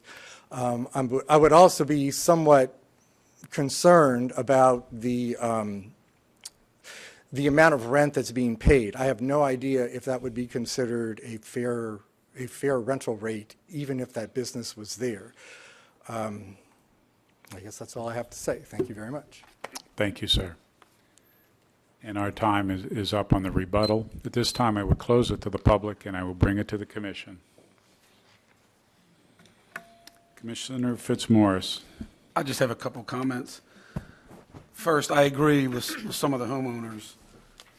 Administrative sales center, to me, that sounds like that's for internal use, not for something more broad-based. The other problem is, if we make the change, when Mr. Laporte's business leaves, we've opened the door for any business to come in there and operate, right? And that wasn't the intent. Those are my comments. Anybody else? But I'll make a motion to deny. Second. We have a motion by Commissioner Fitzmaurice to deny, a second by Commissioner Davis. Commissioner Casabon. Yes, I concur with the denial that it is always the PUDs that I've seen all these years that the sales office has been turned over to a homeowners association, or if not, it is still within, and we do not run a business in the middle of people's homes. Commissioner Dougherty. Yes, question for Mr. Laporte. You kept referring to a management company. Who is the management company? Probably should have passed these out to you earlier, but this has the management company information in it. It also has the email trail where a lot of these questions could be answered in this type of meeting. This is about In all due tabling. respect, if you would just answer Mr. Dougherty's question. Gagnon. D-A-G? N-O-N, yes. With a D or a G? It is a G. Gannon Management. Gagnon. Okay. Yes. Are you a principal in that management company?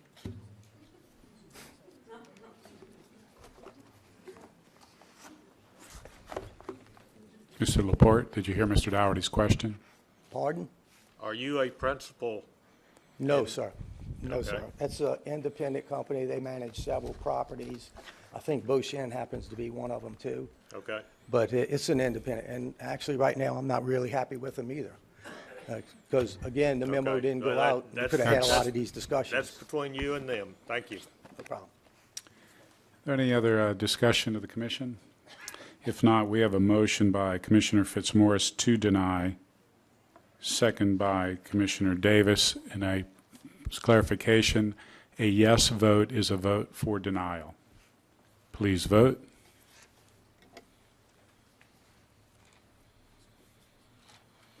The motion to deny carries.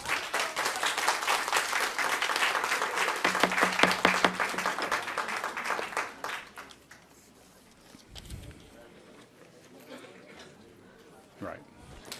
Mr. Laporte, you can appeal this to the council. Okay. Mr. Laporte, you have the opportunity to appeal our recommendation to council. Will do. Thank you.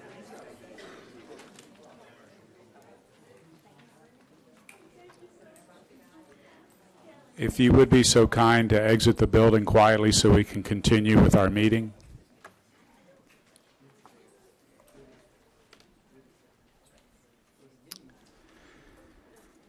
Case 2016-204-ZC, existing zoning A2 Suburban District, proposed zoning A2 Suburban District and manufacturing housing overlay. The parcel 1.984 acres. The petitioner, David Ducre. The owner, David Ducre and Delamorse May.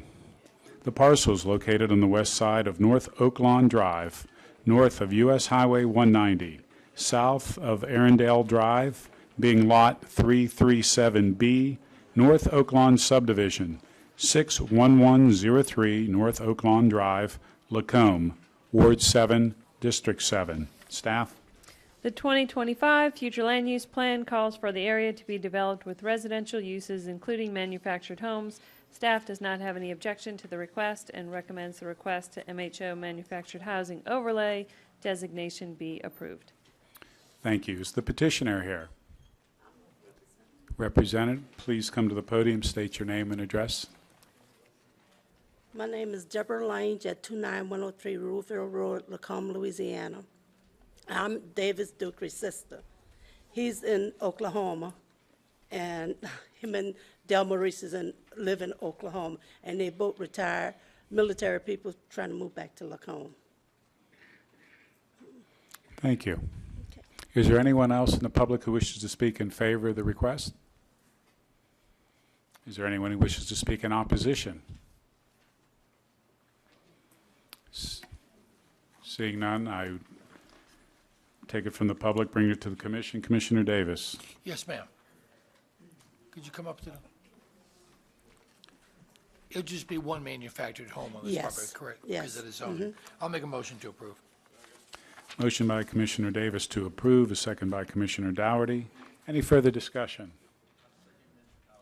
You second, Mr. Dougherty? Okay. Again, we have a motion by Commissioner Davis to approve, second by Commissioner Dougherty. Please vote.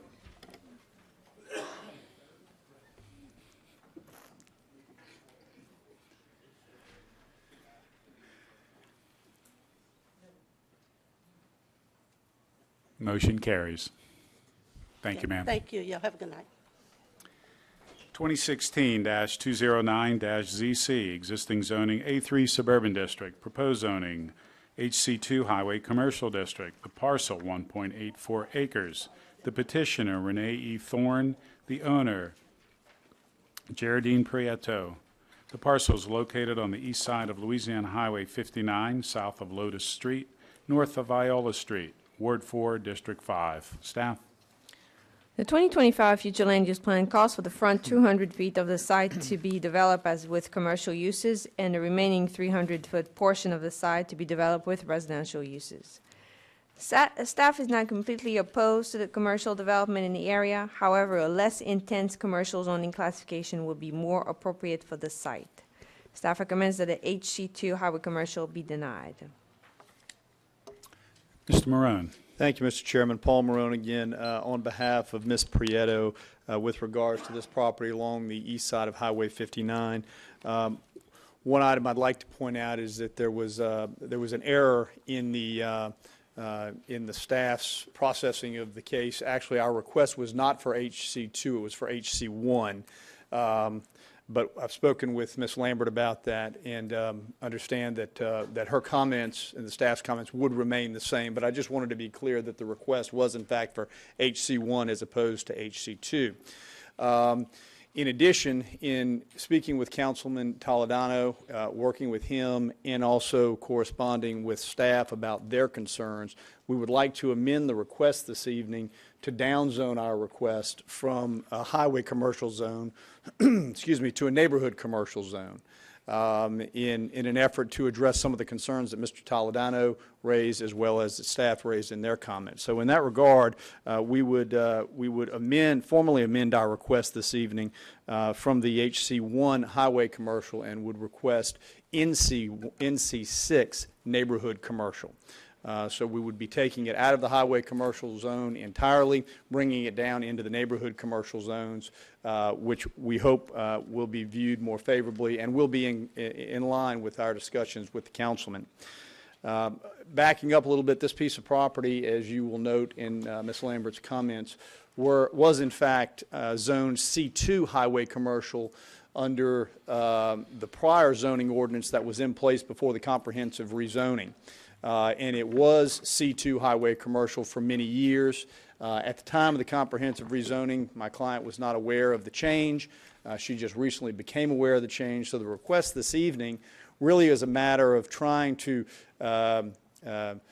adjust the zoning to recapture that zoning that was in place for many years prior to the comprehensive plan. Again, we understand that C2 was a very intense commercial zone under the prior ordinance.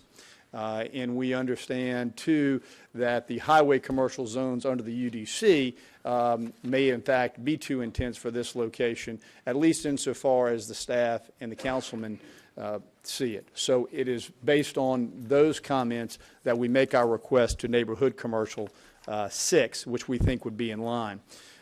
If you look at the zoning map, you will see that there is some highway commercial 1 in the area. There is also some NC4 neighborhood commercial in the area. I would point out that several of the NC4 locations that you might see on the zoning map are a little bit deceiving, in that if you go out there, you will see that the actual use on that property is not consistent with the NC4. It was zoned NC4 in the comprehensive rezoning, but those uses are more intense. There's a collision center, there is a gas station, convenience store, things of that nature. So it is taking all of that in totality that we believe that commercial is appropriate in this location as it fronts the highway. It does not abut existing residential, and with our amendment to Neighborhood Commercial 6, we would respectfully request your consideration and your approval this evening. Thank you, Mr. Maroon. Is there anyone else in the public who wishes to speak in favor of the request? Is there anyone who wishes to speak in opposition? Yes, sir. The gentleman to my immediate left. Yes.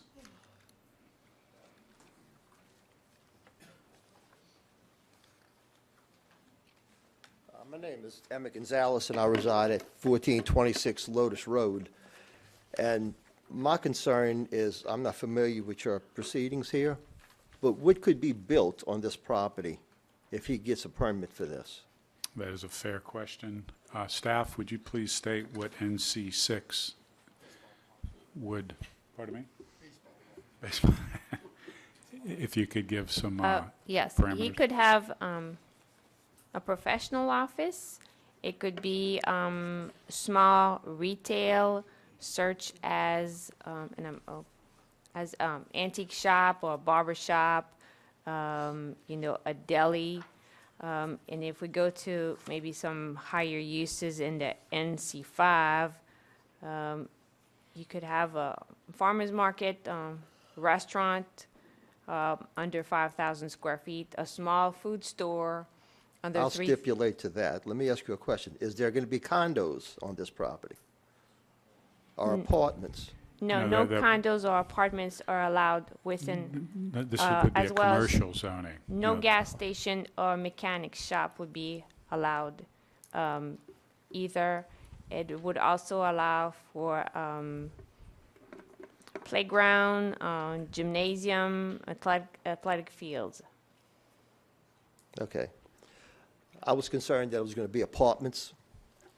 And in this area, I don't know what kind of people would be residing in these apartments, but there is a school right in the back. I wouldn't want to bring an element into that area that would affect the kids going to the school. So that was my concern. Thank you. Thank you. Sir, did you fill out a speaker's card as well? If not, if you would please. That's fine, thank you. If there's speaker's cards there, if you'll fill one out, put your name and address for our record. Thank you. There's a gentleman in the back, yes.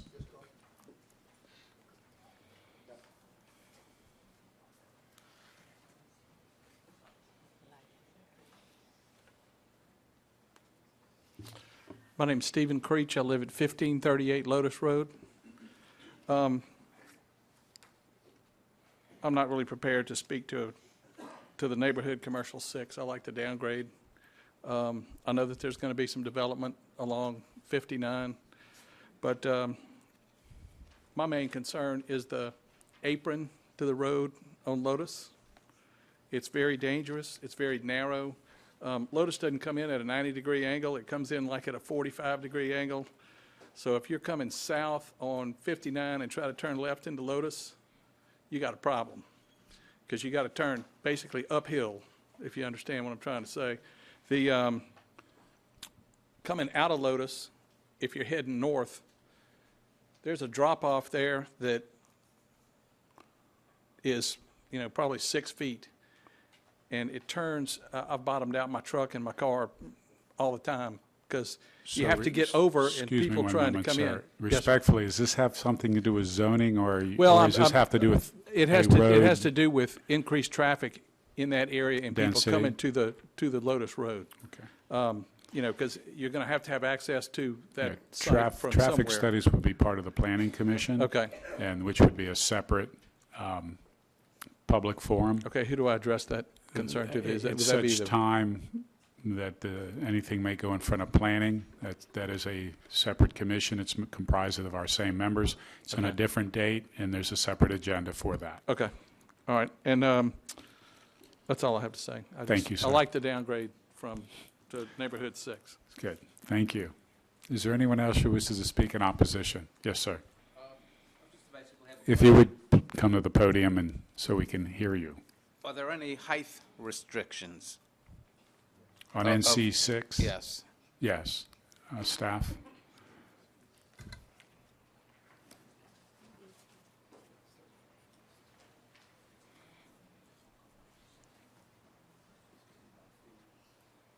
It's a maximum of 35 foot high. Thank you. You're welcome, sir. Is there anyone else in opposition? Yes, ma'am.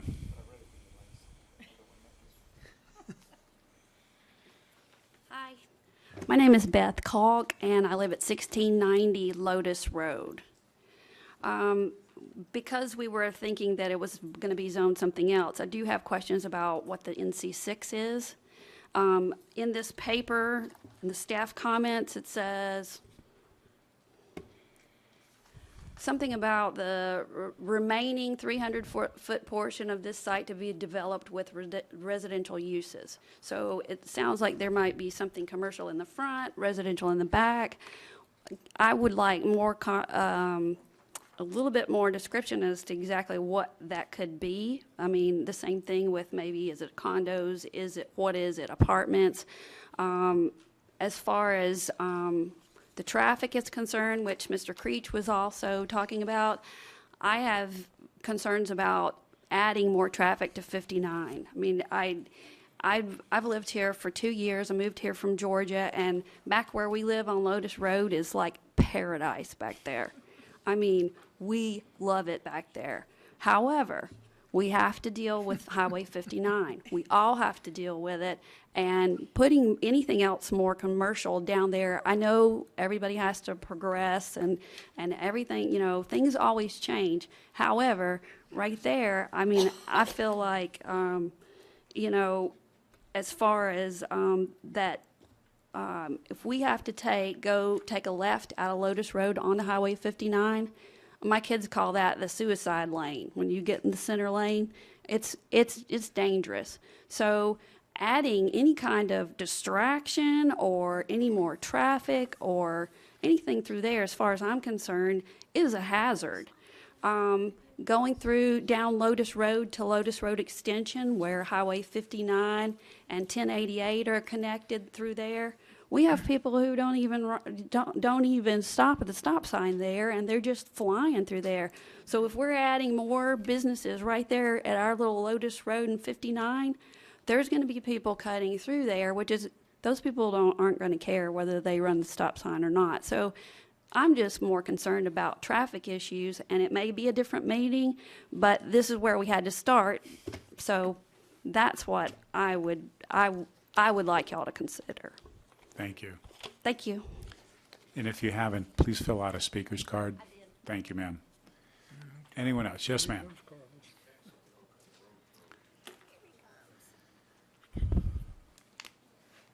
Hi, my name is Marlene Steinberg, and I live at 1650 Lotus Road. And I'm concerned about what residential they're talking about. We've been through this before, where condos were tried to be put in down that road. And with the logistics right there at 59 and Lotus Road, the traffic is ridiculous. And it really concerns me. And the commission denied this before. I want to know specifically what they're planning in the way of residential at that location. Thank you.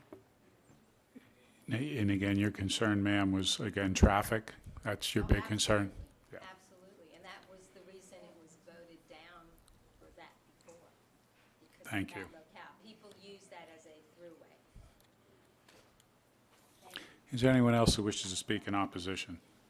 Yes, sir. Mr. Hernandez, you're welcome to speak.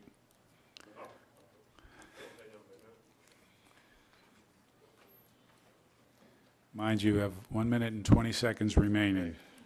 My name's Edward Miller, 1334 Lotus. What I'm wondering is, they got a road in between Viola and Lotus. I don't know the name of that road, but they're supposed to make that road connect to Lotus. Is that correct or not? I'd have to defer to staff. I'm not sure the people who are represented here tonight are in the position to answer that. Okay, because I did see a map. Somebody showed me a map to where they're supposed to make this road go all the way to Lotus. That road in between Viola and Lotus. I don't know the name of it. And again, but that's going to bring respectfully- more traffic to Lotus. And like you were saying, Right. that road's on an angle. You try and go north on it, it's a kill zone. Thank you, sir. All right, thank you. Mr. Hernandez, last comments. I think he has 4 seconds, doesn't he?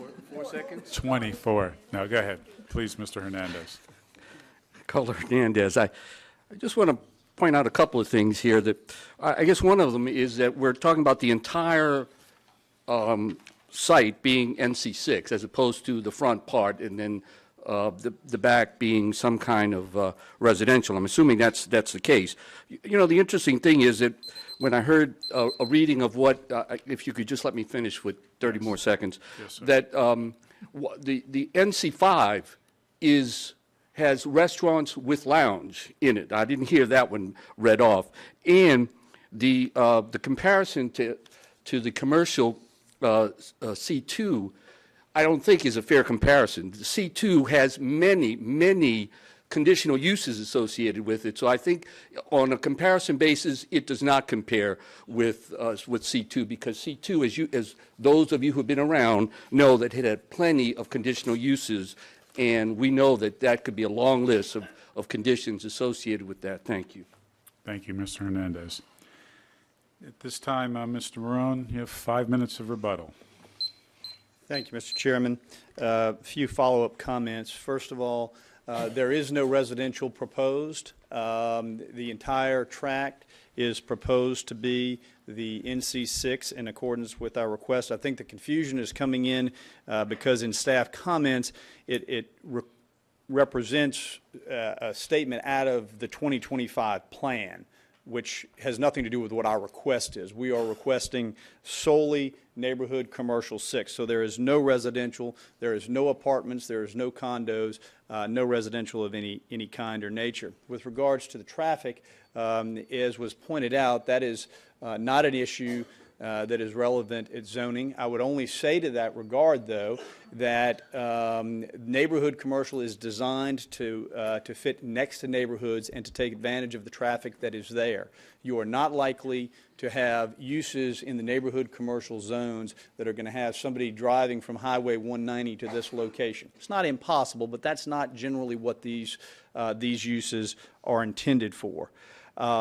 With regards to the permitting and the traffic, this parcel fronts on Highway 59. So in addition to requiring a permit and approval from the parish governing body, we also have to go to the state to get a driveway permit from the Louisiana Department of Transportation and Development. All later steps in the process that we would have to take before we could, in fact, develop this site.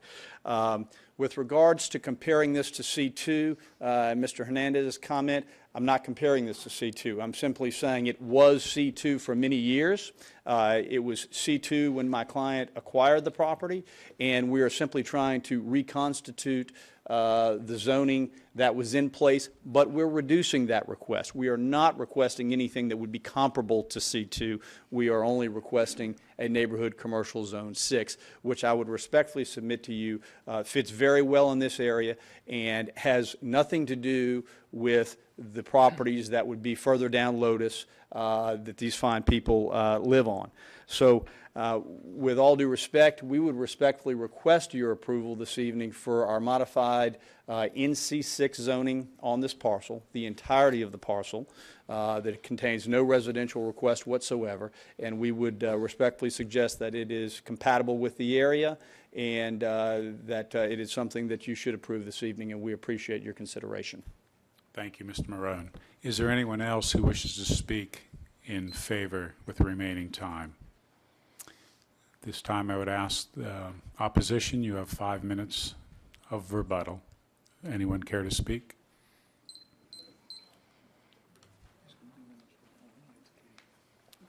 Beth Calk again. I just would, I would like to know, is NC6 possibly a restaurant with a bar? I mean, is that a possibility? Again, we say it's not necessarily a traffic concern, but those of us who live and use Lotus Road every single day, it is a traffic concern. It will be right there at our intersection, and it's dangerous already as it is. Therefore, I just feel like, you know, I don't know how I feel about having a restaurant even with a bar. It doesn't. I don't know that that's what it's going to be, but any distraction right there is of concern. And respectfully, man, those are questions if and when it goes to the Planning Commission as the project would develop. Traffic studies are required to address exactly the concerns you are raising at this point. So that is, as Mr. Marone had said, as this project would proceed, there are points at which they would have to provide that information for review by the Planning Commission. Okay, So thank you. it will be addressed sometime in the future. Thank you. You're very welcome. Is there anyone else who wishes to speak again in opposition? Please come to the podium.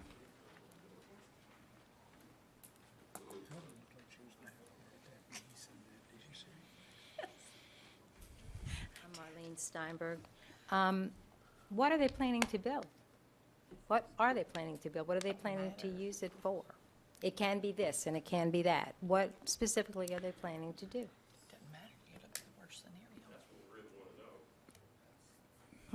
That's what we really want to know, because like I said, it's very dangerous right now. I And can again- only imagine people leaving a bar intoxicated, going down that road, and they do not abide by the speed limit. There's a stop sign at the end of that road, and they Right. fly on through. Right, and again, it's the message is loud and clear that the public would like to know when it gets to the planning stage, Right. how traffic will be impacted. And once again, I would state that that is a planning commission question you are raising. Okay. Okay. Explain to me why an N6 as opposed to an N2. What's an N2? Why an N6? In all due respect, ma'am, the petitioner has the right to advise what they would like. Okay. The public cannot question what zoning they are requesting. Okay. The commission may, but the Okay. public would not normally, or the commission would not entertain that. Okay. All right? Well, thank you. Thank you so much. At this time, I would close to the public, and I will bring it to the commission. Commissioner Lauren. Yes, thank you. I have a question for Helen. For those of you all that may not be familiar with the process, the parish has a full-time staff of people that look into the legalities and the rules and the proper way of going about what should be zoned and what shouldn't be. And as this was originally submitted, it was submitted for HC2. And at that time, Helen's and the staff's recommendation, which we highly regard, was that it be denied as an HC2. And my question, I guess, to Helen is, with it being downgraded to NC6, what would your recommendation be? Staff wouldn't have any objections. Okay, thank you. Commissioner Casabon? Yes, Helen, how close is this property to the school or the educational one? If you allow me to pull up the map, I can Okay. quickly measure it for you. 500 feet, This is just the driveway to access. but it's still property line. Yes.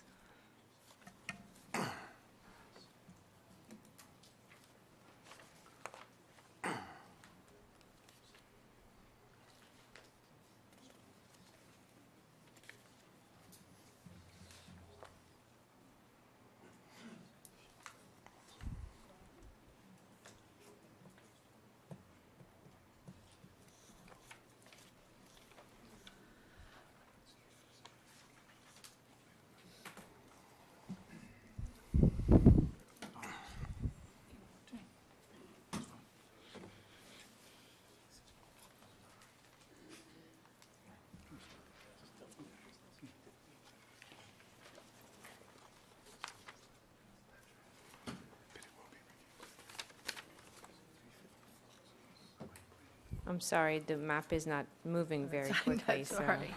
My thinking is that it would alleviate some concerns about a restaurant or bar, whatever, because you cannot have the sale of alcohol within 500 feet of a church or school. It's approximately 300 feet from it, however, being the entrance, I don't know if it would be calculated as part of the entrance as We being. were always told it was property line and w- on that. Excuse me.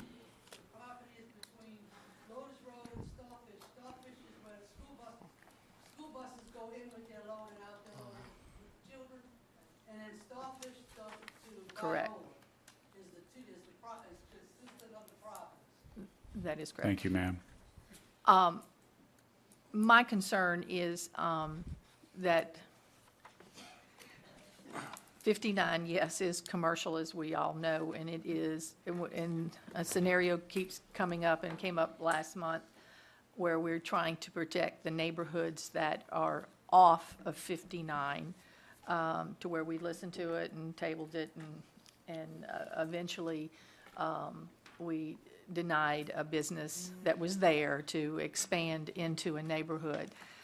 This may have been formerly commercial, but I'm going to concur. Staff says the NC6 is more appropriate, of course, than Highway 2 commercial, but I feel like I need to be consistent with the 59 and new businesses encroaching on more of our A2 and A3 residential areas. Thank you. I'll make a motion. You may. I'll make a motion to deny. I'll second that. We have a motion by Commissioner Casabon to deny, a second by Commissioner Davis. Commissioner Davis? Yes, can I expand on that? Yes, you may comment. You know, just looking at this property with the NC4 across on the western side of 59, I think that would take care of any residential needs for neighborhood commercial. I think the NC6 would be a little bit too high. I think I like the idea of the eastern side having all A3 and A2 next to the school. That's the reason I seconded it. Thank you. Commissioner Willie? Paul, I just have a question. I think everybody's waiting to answer. Is there any plans, or what are the plans to build on that piece of property? There is no specific plan at this time. We're simply trying to reestablish the commercial use of the property, but there's no specific use intended at this point. Thank you. Commissioner Richard? Thank you, Mr. Chair. I've got a different position. First of all, 59, I understand the problem we have with residential so intermixed in that corridor, but that corridor is set up to be a commercial corridor on the 59 and residential off 59. Also, we have a situation here where someone purchased this property when it was commercial, though they didn't put it into commerce.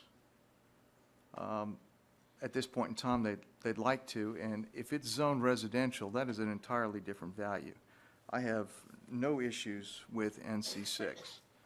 We have a motion, I understand, to deny, but I'm going to ask our commissioners to consider the fact that someone has property that probably should be zoned commercial, and that this is an acceptable zoning for our staff, and I'm against a denial. Are there any other comments to be brought?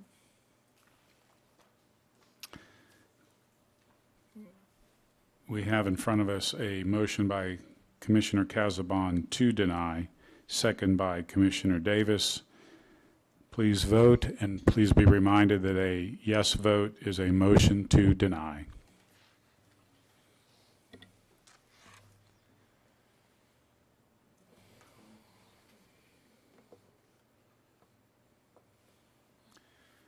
The motion to deny fails. I will entertain any other motion. Commissioner Fitzmaurice. I'd like to make a motion to approve.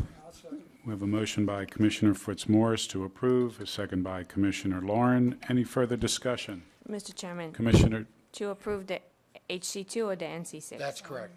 Yeah, let's Approve the NC6. Thank you. Thank you. Let's get that the clarification. We have a motion by Commissioner Fitzmaurice to approve the NC6, second by Commissioner Lauren. Commissioner Davis. I would appreciate it if the commission would think about NC4 as well, just like they, across the street instead of NC6. So noted. Any further comments of the commission? If not, again, we have a motion by Commissioner Fitzmaurice to approve NC6 and a second by Commissioner Lauren. Please vote.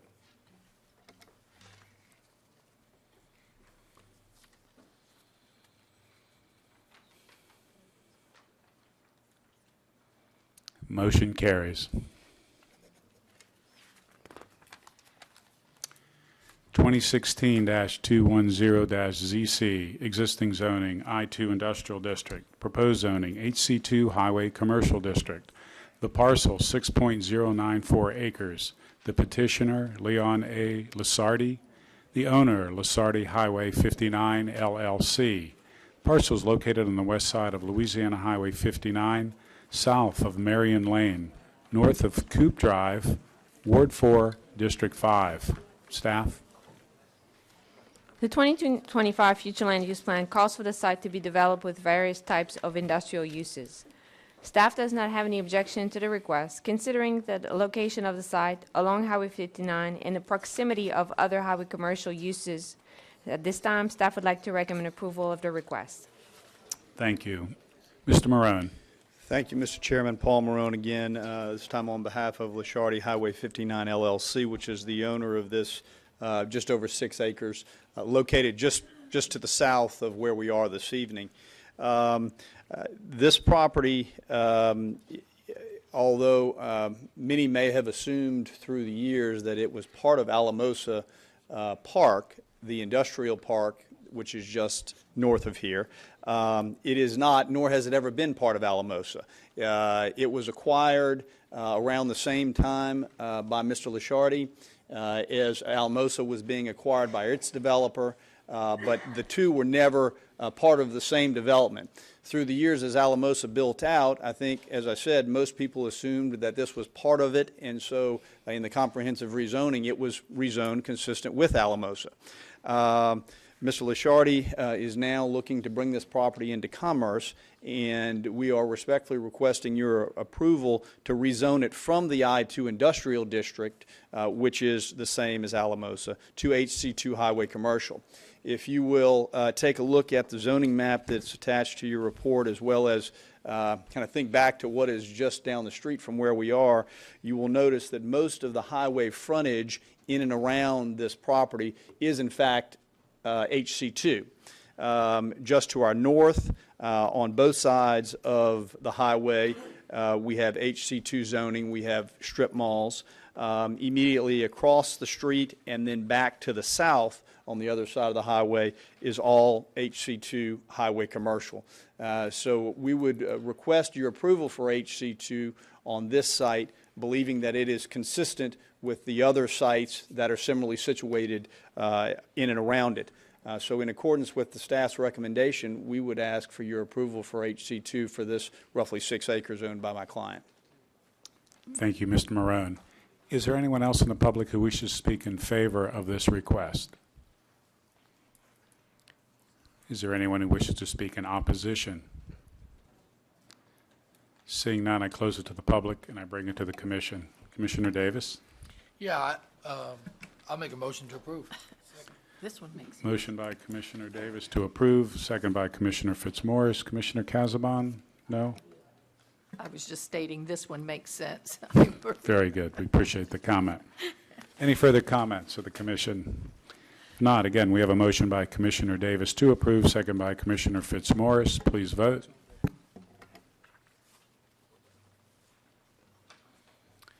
Motion carries. 2016-211-ZC, existing zoning, A2 Suburban District, proposed zoning, A3 Suburban District. The parcel, 1.04 acres. The petitioner, Peter and Tammany Rudisil. The owner, Tamp Construction, Inc. The parcel located on the west side of Smith Road, north of Pine Street Extension, south of Rhonda Road, being 65059 Smith Road, Pearl River, Ward 8, District 11. Staff? The 2025 future land use plan calls for the area to be developed with residential uses. Staff does not see any compelling reason to recommend approval, considering that the site is surrounded by A2 suburban zoning district. At this time, staff would like to recommend denial of the request. Thank you. The petitioner? Pete Rudisell, 66126 St. Mary Drive, Pearl River, Louisiana. I'm asking to change the zoning from A2 to A3 to, the parcel was bought as an acre. I split it in half in 2006, constructed a house on it, and now I'm trying to sell it. In order to make it a half-acre lot, which I submitted to the parish for a permit, I have to change the zoning to do this. The houses on both sides of the one that is constructed are on half-acre lots.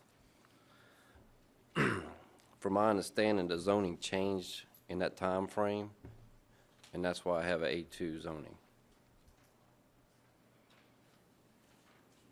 Thank you.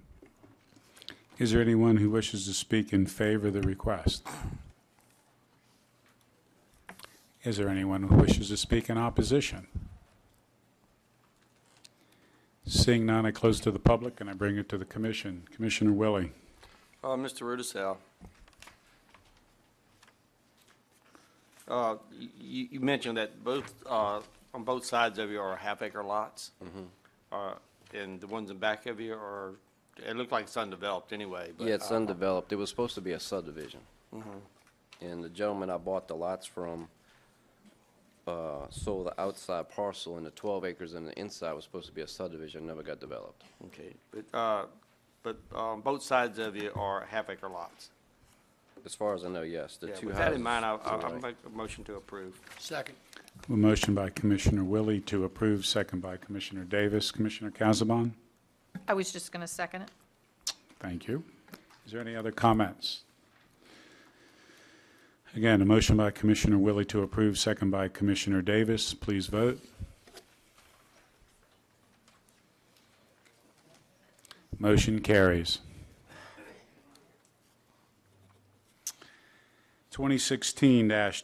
2016-213-ZC, existing zoning A1 Suburban District, proposed zoning A1 Suburban District and manufactured housing overlay.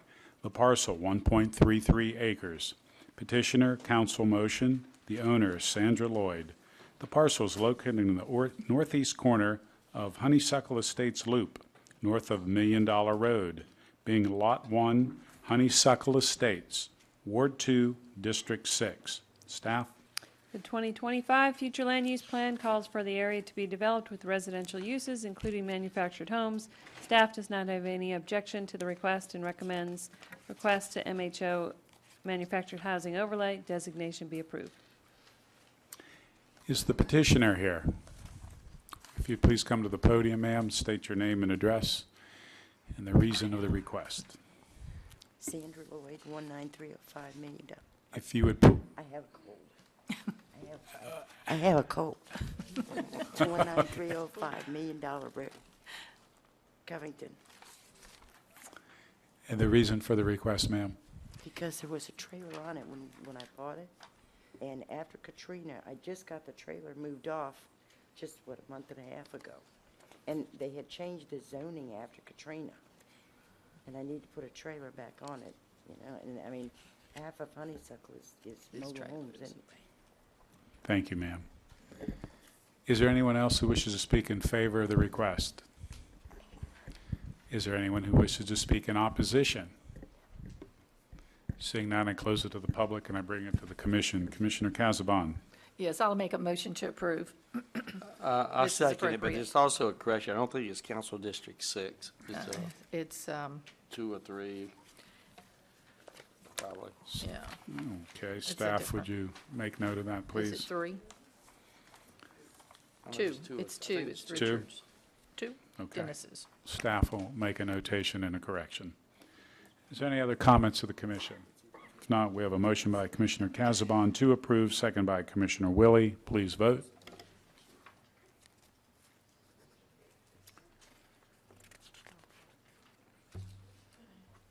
I can count.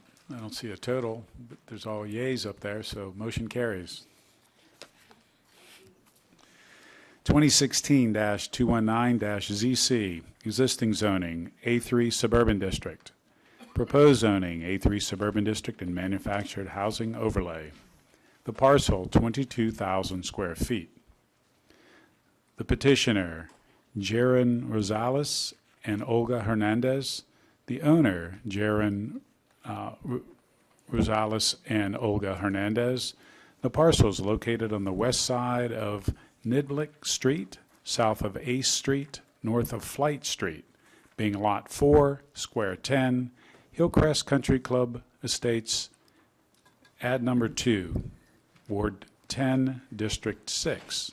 Staff. Same comments as the previous case. The 2025 future land use plan calls for residential uses, including manufactured houses. Staff does not have any objections and recommends approval. Thank you. Petitioners here, if you state your name and address. My name is Jairo Rosales. Live in Highway 36, 128 Barber Road. If you would speak closer to the microphone. Living in Highway 36, 128 Barber Road. Thank you. And you were... My name is Olga Hernandez.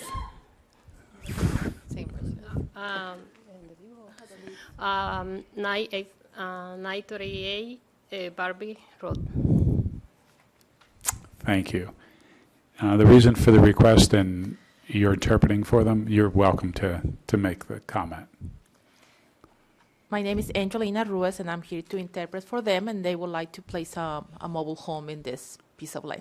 Yes. Very good. Thank you. Is there anyone else in the public who wishes to speak in favor?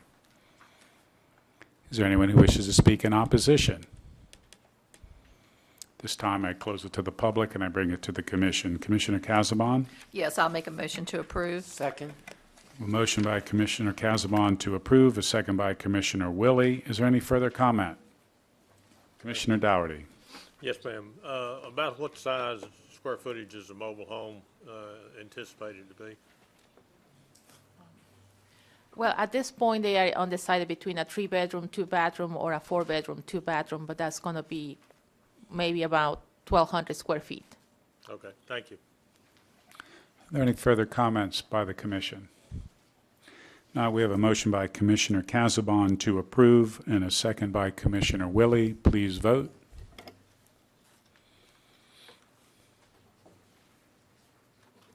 Motion carries. Thank you. Thank you. Thank you. You're very welcome. 2016-227-ZC, existing zoning, A3 Suburban District.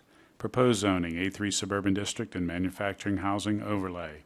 The parcel, 20,000 square feet. The petitioner, Heidi Blunt. The owner, Christina Marie Froba. The parcel is located on the north side of Bobby Jones Boulevard. Oh, I'm sorry. I apologize. That's right. I apologize. The previous case, 2016-223-ZC, existing zoning, A3 Suburban District. Proposed zoning, HC1 Highway Commercial District. The parcel, 5.9 acres. The petitioner, Paul J. Marone. The owner, Loyal Investment Corporation, Jane M. Gizaviz. The parcel, located on the east side of Louisiana Highway 59, north of Viola Street, south of Horace Road, Ward 4, District 5. Staff?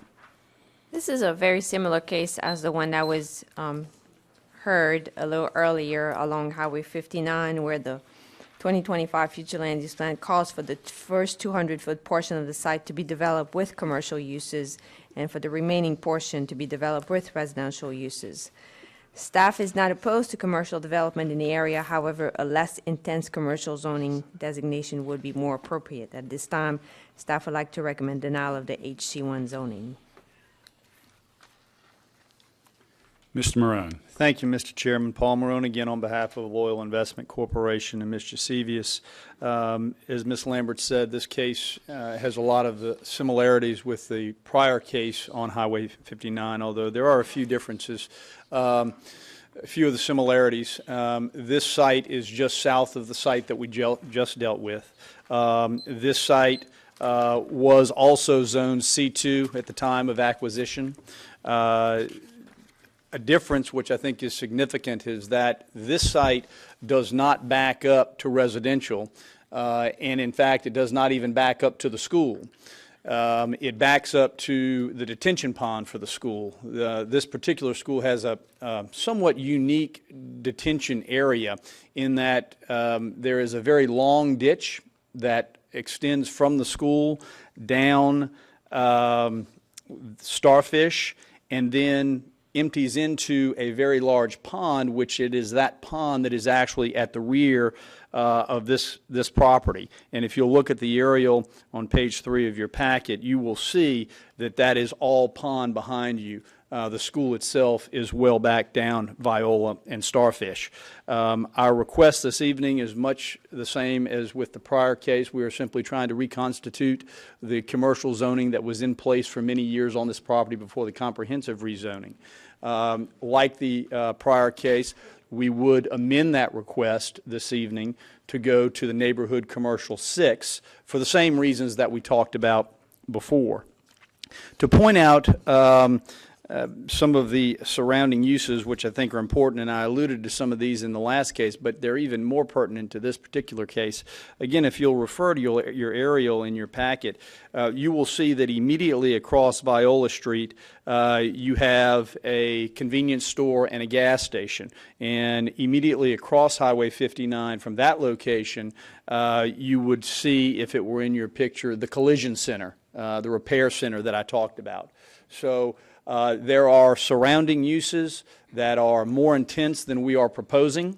We are amending our request to go to the neighborhood commercial 6 zone in accordance with our discussions with staff and with Councilman Toledano.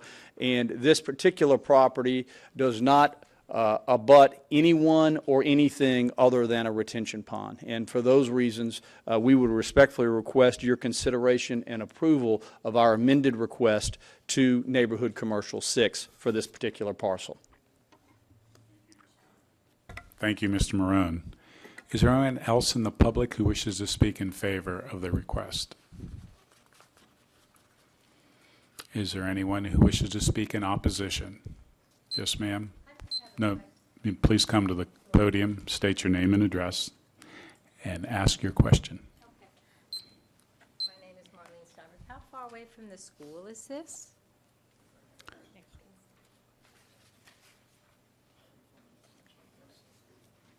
The property is directly abutting the entrance. Of the school. Of the school.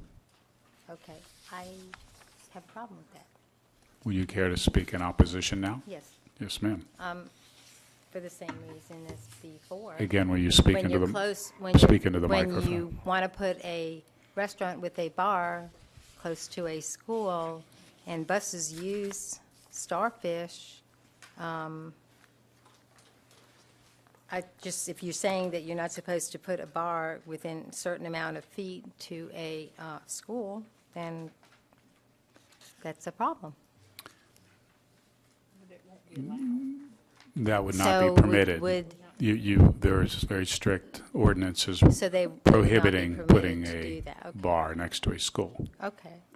So would that negate N6 and go down to a different No, level? there's multi uses that would fall under there that would negate the ability to put a bar as one of them. Okay. Thank you very much. You're welcome. Is there anyone else who wishes to speak in opposition?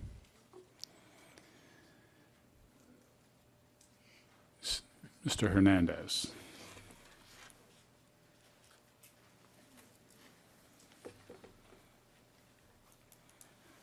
Thank you. Caller Hernandez. You know, I guess it's a good thing that let me tell you, I have, for a number of years, I interpreted zoning ordinances.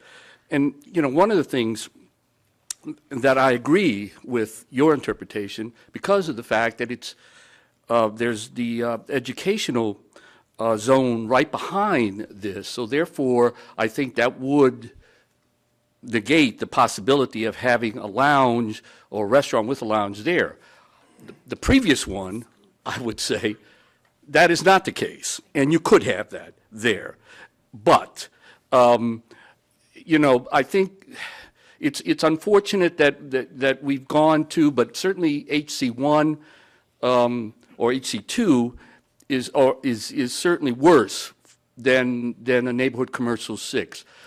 And it's interesting that, and I'm curious as to why, and of course I could read off the NC6 as to why NC6, and I think that at least one commission member suggested a less dense than NC6, and I'm just curious, if you read, and I guess I'm not going to read, but if you read off the NC6 permitted uses, you'd wonder why, you know, why that, as opposed to having some of the other commercial designations. And let me tell you, I am very familiar with this area. I'm certainly very familiar with what was there, as I think you all know. This is a vacant parcel. It's been vacant since I've been around, and I've been around for a while. So it's, you know, it's something that I would hope would be considered possibly reducing the NC6 designation. Thank you. Thank you, Mr. Hernandez. Is there anyone else who wishes to speak in opposition? Seeing none at this time, Mr. Maroon, would you care to rebut? Thank you. The distance to the school, I don't have the exact, but I would tell you that based on having been out there a number of times and looking at the materials that we have, that the school itself is probably over 1,000 feet from this property. It is well back from this particular parcel. So while we do abut the educational zone because of the pond, the building itself is well back from this particular location. Why the NC6? Well, because since we do not have a specific use for this property, we are looking to have those uses that we think would be compatible, and as many of those uses as possibilities. And so that is why we're requesting NC6, as opposed to trying to maintain the highway commercial zone, which we had at the C2. Dropping it down from a highway commercial category to a neighborhood commercial category, we view as a significant move, a move that we're happy to do. But we do believe that given the property's location, given that it fronts on a major highway, given that it is adjacent to intense uses such as gas station, convenience store, and collision centers, that NC6 is appropriate. And we would respectfully request your approval of that zoning this evening. Thank you, Mr. Maroon. Is there anyone who cares to rebut Mr. Maroon's comments? Mr. Hernandez, further comments? No. At this time, I would close it to the public and bring it to the commission. Commissioner Lauren. Helen, same question. When this was submitted, it was submitted for HC1, and it was the staff's recommendation that it be denied as an HC1. But if you drop it down to an NC6, what would the staff recommendation be?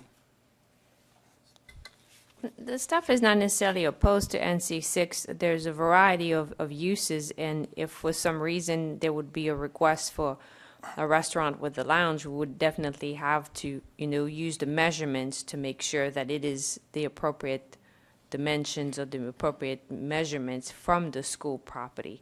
But to answer your question. Commissioner Willie. With that said, I move for approval for the NC6. A motion by Commissioner Willie to approve NC6. Second by Commissioner Lauren. Commissioner Davis. A question for legal. When we talk about having a restaurant with alcohol, is the distance from the building, the middle of the building, to the property line of ED1, or is it from the building's location to the next building inside of ED1?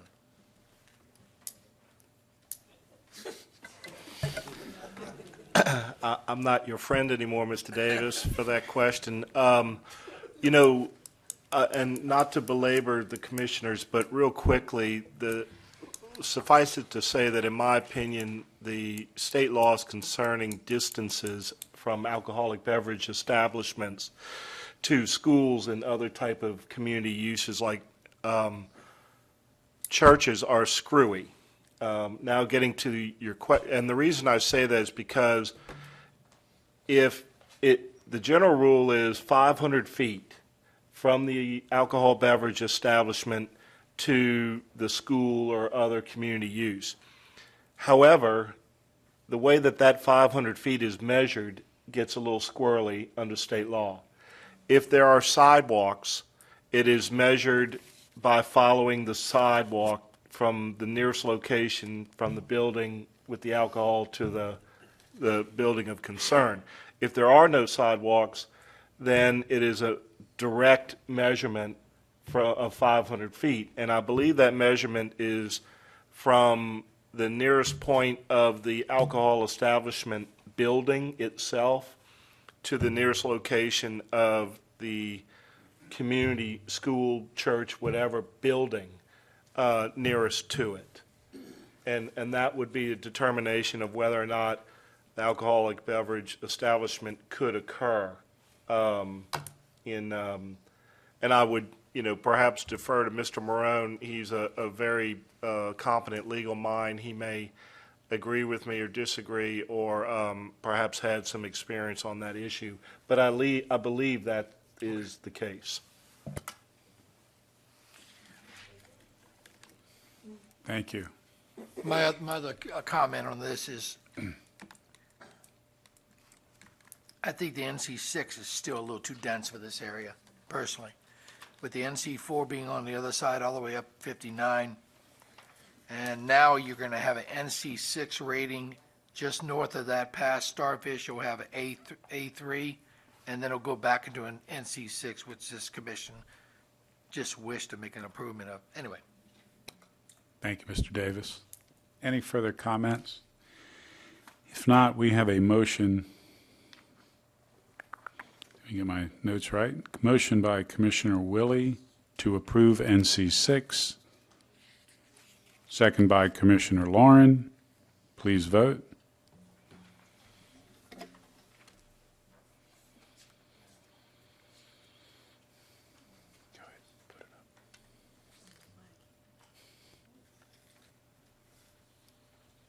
Motion carries.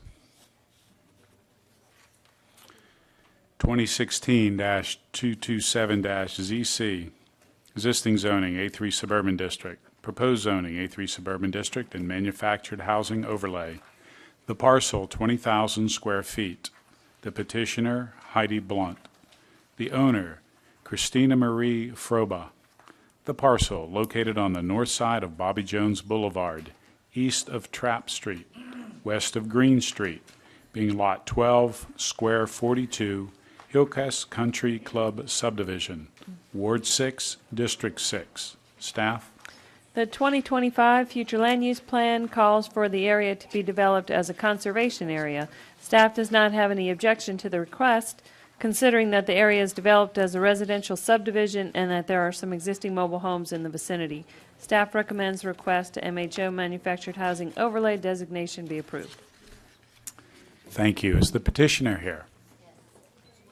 Please come to the podium, state your name and address. Yes, my name is Heidi Blunt, and I'm a realtor with Realty Executives. Address is 515 North Causeway Boulevard in Mandeville. I'm representing the buyer and seller for the transaction, and the sales transaction is contingent upon approval for the mobile home overlay. The clients would like to purchase a new mobile home to place on the property.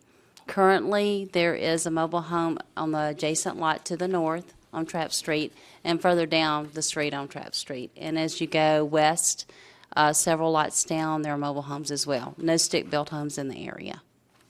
Thank you, ma'am. Is there anyone else in the public who wishes to speak in favor of the request? Is there anyone who wishes to speak in opposition? Seeing none, I close it to the public and I bring it to the commission. Commissioner Lauren. I have a lot of questions for Helen tonight. Helen, we've got 4 or 5 on the agenda tonight, all in Hillcrest Country Club, and every month we have 3 or 4. It seems like, it just seems to me that we're putting people through. I don't understand the reason. Each month, the only thing we're changing is the name. And they're all recommended to be approved. In most cases, they're always approved. Is there anything we can do to overlay? Because the whole, I mean, everything that's in Hillcrest for manufactured home, like I say, the only thing we're changing is the name, but we're doing 4 or 5 of these a month. I have a comment on that. Commissioner Davis.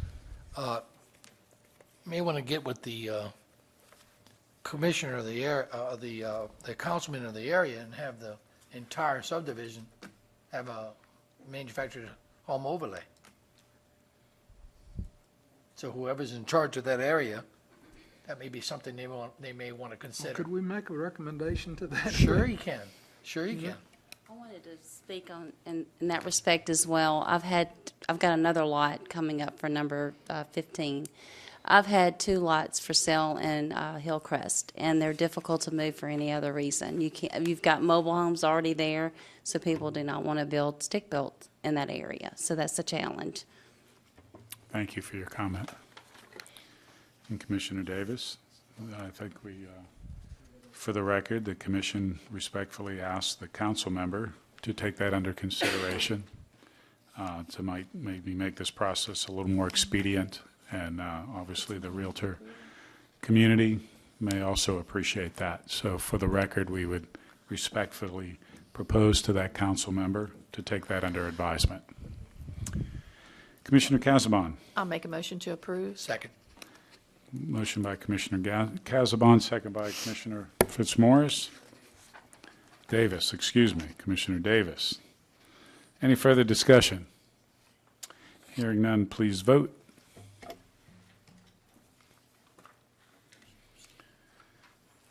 Signed the same down there. Motion carries. 2016-228-ZC, existing zoning, A2 Suburban District, proposed zoning, A3 Suburban District. Parcel 1.68 acres, the petitioner Sean Sharp, the owner Linda F. Sharp.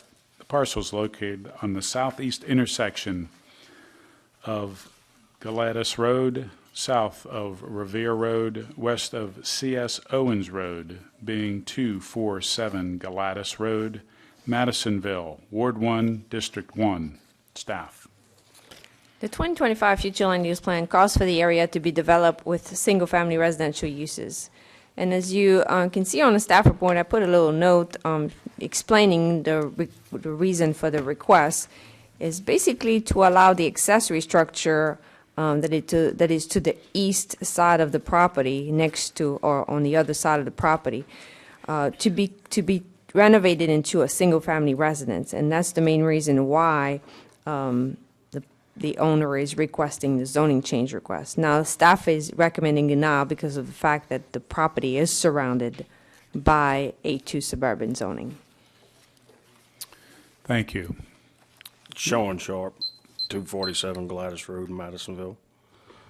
I'm here because the house on the property was located there in 2000. It was the property that the house came from was expropriated by the parish. It came from where the courthouse, the new courthouse is built. We moved the house there in 2000, and the parish approved it for storage because we didn't have the money to finish the house. So I'm not changing the structure or anything. I'm just trying to get it for the square footage. They said I'm 128 square feet over for A2 because I'm not 2 acres. It's an acre per house or whatever. So that's why I'm trying to go for A3. And, well, actually, I spoke to Marty Dean, and that's what he recommended me do, to file for this. And also Councilman Taladana.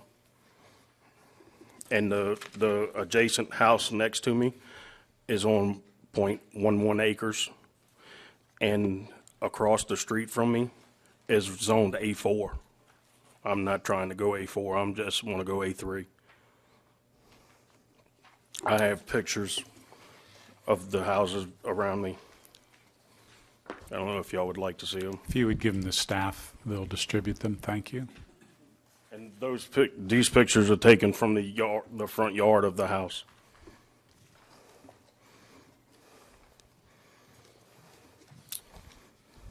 You have any further comment, or? I don't guess. That's fine. Thank you very much. Is there anyone else who wishes to speak in favor of the request? Is there anyone who wishes to speak in opposition? Hearing none, I close it to the public and I bring it to the commission. Commissioner Davis. Mr. Sharp? Yes. So the existing home that's on there, is it 259? Right. There's 2 houses on the property. Okay, The one is my mother's house. Right. And the one that I'm trying to remodel was my grandmother's house, which was located on North Theod Street in Covington. And we had the house moved in 2000 when right before they was building the courthouse. okay. I'll make a motion to approve. Motion by Commissioner Davis to approve. Second by Commissioner Willie. Commissioner Casabon. Okay, get this straight. Because of the house that you moved there, it is, I guess, going across the lot line. So that's why you're having, it's over 1,000 square feet. Right. So this is someone living, so we'll have how many residents Just me. on the property? Oh, the property or Yeah. the house? The property. There'll be 2 residents. There's 2 residents. You're right. My mother No and I. businesses or anything like that? No. Okay.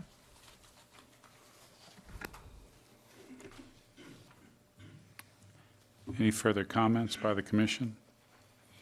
Not, we have a motion by Commissioner Davis to approve, a second by Commissioner Willie. Please vote.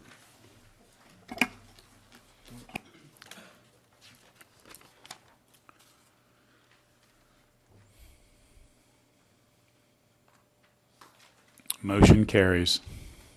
2016-229-ZC, existing zoning A3 Suburban District, proposed zoning A3 Suburban District and manufactured housing overlay. The parcel, .97 acres. The petitioner, Michael Rotherham. The owner, Shane Bocher. The parcel, located on the southwest corner of Hillcrest Boulevard and A Street, being lots 1 and 2, Square 3, Hillcrest Country Club, Ward 6 and 10, District 6. The 2025 future land use plan calls for the area to be developed with residential uses, including manufactured homes, and staff does not have any objection to the request and would like to recommend approval. Is the petitioner here?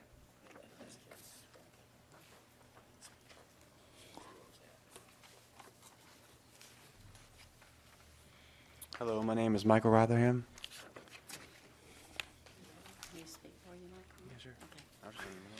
I'm representing the buyers and sellers in this transaction as well, and the sale is contingent upon approval of a mobile home overlay. They are wanting to purchase a new mobile home to place on the property. The adjacent lot to the south is a mobile home. It's in the same block, and also across the street to the west. Thank you. Is there anyone in the public who wishes to speak in favor of the request? Is there anyone who wishes to speak in opposition? Seeing none, We close it to the public and we bring it to the commission. Commissioner Randolph. Motion to approve. Second. Motion by Commissioner Randolph to approve, second by Commissioner Dougherty. Any further comments? I do have a Mis- question. Commissioner Dougherty. The property is being purchased? Yes. Okay. It's not going to be a rental home on it or anything, but he is purchasing? Thank you. Are there any further comments by the commission? If not, we have a motion by Commissioner Randolph to approve, second by Commissioner Dougherty. Please vote.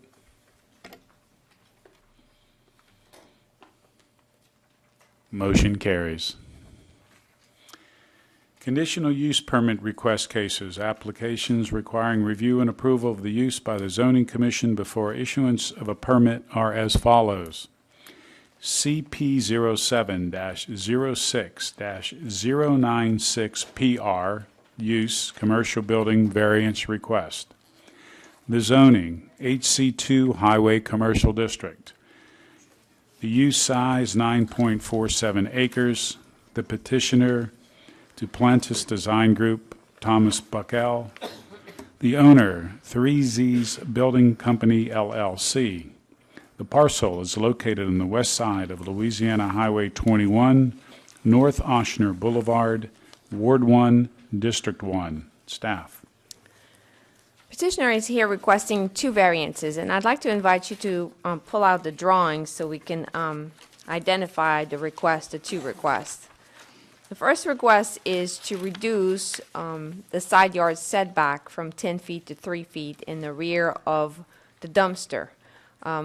We've worked with the architect on this project, and the request mainly is to allow for the dumpster to be further away from the drive-through to make it safer when you open the doors, but also for any of the workers who would have to access it, that it wouldn't be in the area where there is the drive-through.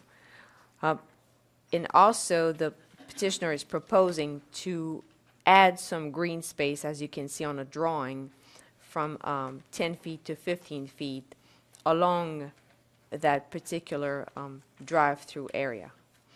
The second request is on other adjacent property, which is a request to waive the 10-foot green space along a portion of the property. And the main reason for this request is basically that the location of the driveway that you can see here in and out has already been approved by the Department of Transportation. And this is the safest area to have the driveway location. If the variance is denied, then another request will have to be made to the Department of Transportation, but also it will have to, by requesting this, to relocate the driveway, then it will make it even closer to the adjacent property where McDonald's is. As we all know, when two driveways are located in close proximity on Highway 21, where there's a lot of vehicle traffic, then it's possible that the accidents may happen. So for this reason, we're recommending approval to both variances, the one for the dumpster as well as the one for the waiver of the green space for a portion of the side yard to allow for the driveway to be located as originally approved. Thank you. Yes, sir. State your name and address. Yes, sir. Tommy Buckle, representing 3Z's. I'm with Duplantis Design Group. As staff indicated, this is for everybody's knowledge. This is the Winn-Dixie Shopping Center on Highway 21. This is adjacent to the Panera Bread, so the existing access that is just to the north of us is the existing access drive right in, right out that goes into the Winn-Dixie development, and just to the north of that is the existing Panera Bread. As staff indicated, we have been working with staff and Department of Transportation on some improvements to Highway 21, and working with the DOTD, the location of the proposed improvements as it relates to the right in, right out. It was what has been approved by DOT, and that's kind of how what has kind of fixated the site plan as we are, as you see here. We're proposing the first phase of this is going to be the 3Z's Development owns both parcels, so both properties are currently owned by the same entity or entities. The first phase is going to be a Starbucks and Aspen Dental Clinic, is what we're proposing. There were a couple of conditions that staff also brought to our attention, which we don't have any problems, and I believe the site plan already complies, but we will certainly provide those conditions at the appropriate time. So, Thank you, sir. Is there anyone else in the public who wishes to speak in favor of the request? Yes, sir. Bill McHugh of the St. Tammany Farmer. Just a point of clarification. On the agenda, it's listed as 9.47 acres, and then later in the report, it's listed as 29.47 acres. So I'm asking which is the proper way to refer to it, and how much of this is the 400 square feet, the part that's subject to being changed? Just want to make sure we report this properly. Well, basically, the conditional use plan review was approved for the entire site, which is 29 acres. However, this particular variance is for the 9 acre in question. 9.47. Okay, but then you have square foot of proposed use, 234,000. Is that 9 acres? No, roughly? that was the total square footage of building that was approved with the conditional use permit. Okay, so we're talking about 9.47 of the 29.47. Actually, because it's a total of 29.47 acre, which Yeah, but on the agenda, on page 5 of the agenda, it says 9.47 acres on the So agenda on the. Is that the typo should be page 5. 29.47? Yes, it should have Okay. been 29, yes. Okay, so point of clarification then, that on this particular case, we're talking use size at 29.47 acres? that is the entire property that is governed by the conditional use. And then just for one more other point of clarification, the actual lot where the Starbucks and the Aspen Dental Clinic is 0.94 acres, so it's just under an acre. So Thank you for the clarification, and thank you for raising the question. Is there anyone in the public who is opposed to the request? If not, I would close it to the public and bring it to the commission. Commissioner Willie. Helen, got a question regarding the first variance from 10 feet to 3 feet. It's a side yard variance. Is that for the entire length of the side yard or just a dumpster width? Just a dumpster width, just behind the That's dumpster, what yes. I need to know. Thank you. I'll move for approval. A motion by Commissioner Willie to approve. Commissioner Lawrence? Second by Commissioner Casabon? Okay. Commissioner Commissioner Lauren. I'm doing an awful lot of talking tonight.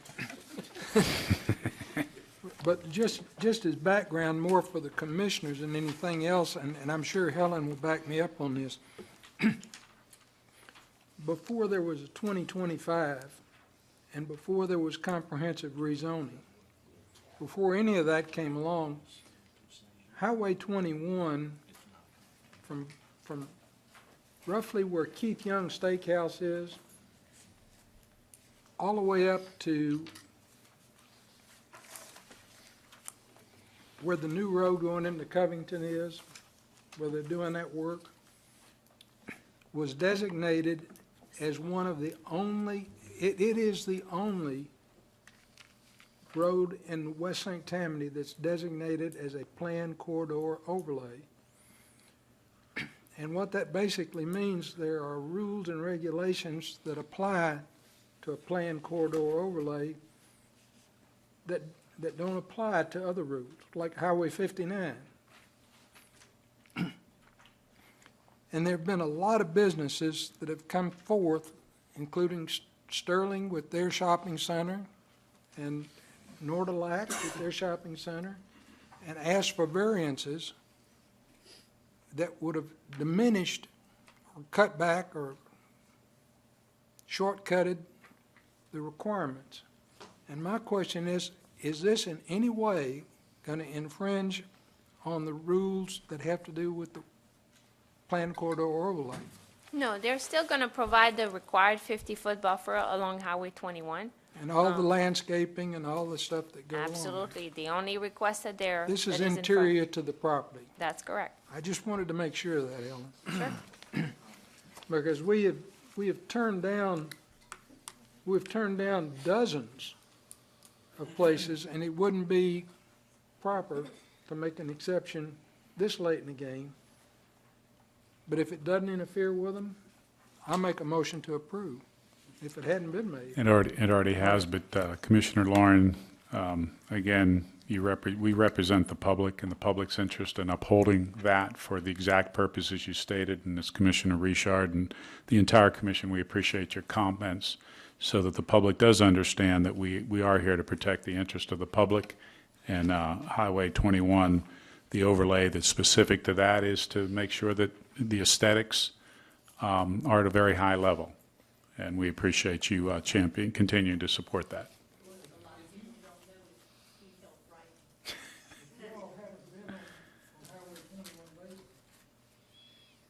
Just as an update, they finished the concrete work.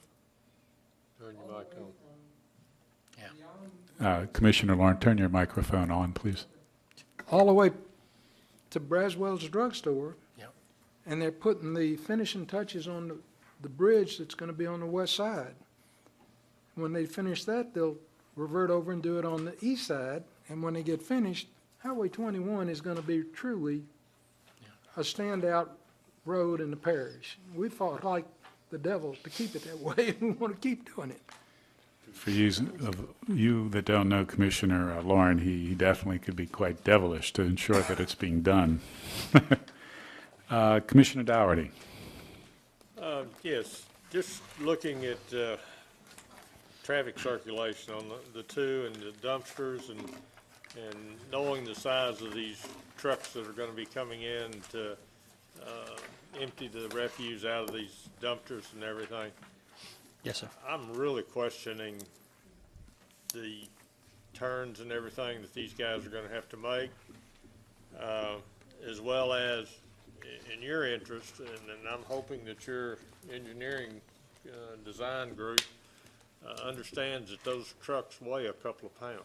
Yes, sir, we sure And do. I have So, seen many, many businesses like this where they're in place for maybe a couple of years, and all of a sudden the slabs in the driveway start to degrade because of the extreme weight of these trucks. understand. Yes, sir. So first off, to address, there's 2 points, I think. One is the auto turn. So we have run auto turn, which is a program that allows us to simulate different size vehicles that would navigate. Part of the reason that because of the location of where we have the dumpsters, requires us to actually have a 12-foot drive-through lane plus another 12-foot to a 24-foot for them to adequately navigate around the back of the building. As it relates to some of the concrete pavement, and listen, I am live near the area. I frequent a lot of the retail establishments up and down the 21 corridor. Big fan of La Coretta's, and I've been in their parking lot a gazillion times. A lot of times what happens, sir, so you understand, is it's the soils that we have here have to be mitigated from a standpoint of making sure that you have a good base of select fill material. Some of the existing soils are removed, and when that does not happen, which is similar to the case that I think based on my experience and knowledge, I can see in some of the areas that you may be specifying, those clay materials shrink and swell, and they do deteriorate the concrete at a very rapid rate when that happens. So we do have a geotechnical firm, Southern Earth Science. They have provided us pavement recommendations as well as foundation recommendations, and we'll be using those to develop the plans. So. All right, well, it just, it just seems like it's always right where they're going to pick up the dumpster and everything. Well, you continually come in and you hit the same mark every time, and those So dumpsters are a couple of pounds, and it just degrades the parking lot. Your customers aren't very happy after that. Sure, I understand. Thank you. Okay. Commissioner Davis. Yes, sir. A couple of questions. So you've already got the vendors for Starbucks and the Aspen Dental Clinic on one side? That is correct, yes, sir. And the other side, actually, you just... It's future, right. There's a couple of uses that are projected there, but nothing's been set yet. Well, all I can say is, what an excellent marketing strategy to have Starbucks next to a dental clinic. I mean, you got sweet mochaccino and pastries. I mean, I tell you, Aspen should be doing extremely well. Are there any further comments by the commission? If not, we have a motion by Commissioner Willie to approve and a second by Commissioner Casabon. Please vote.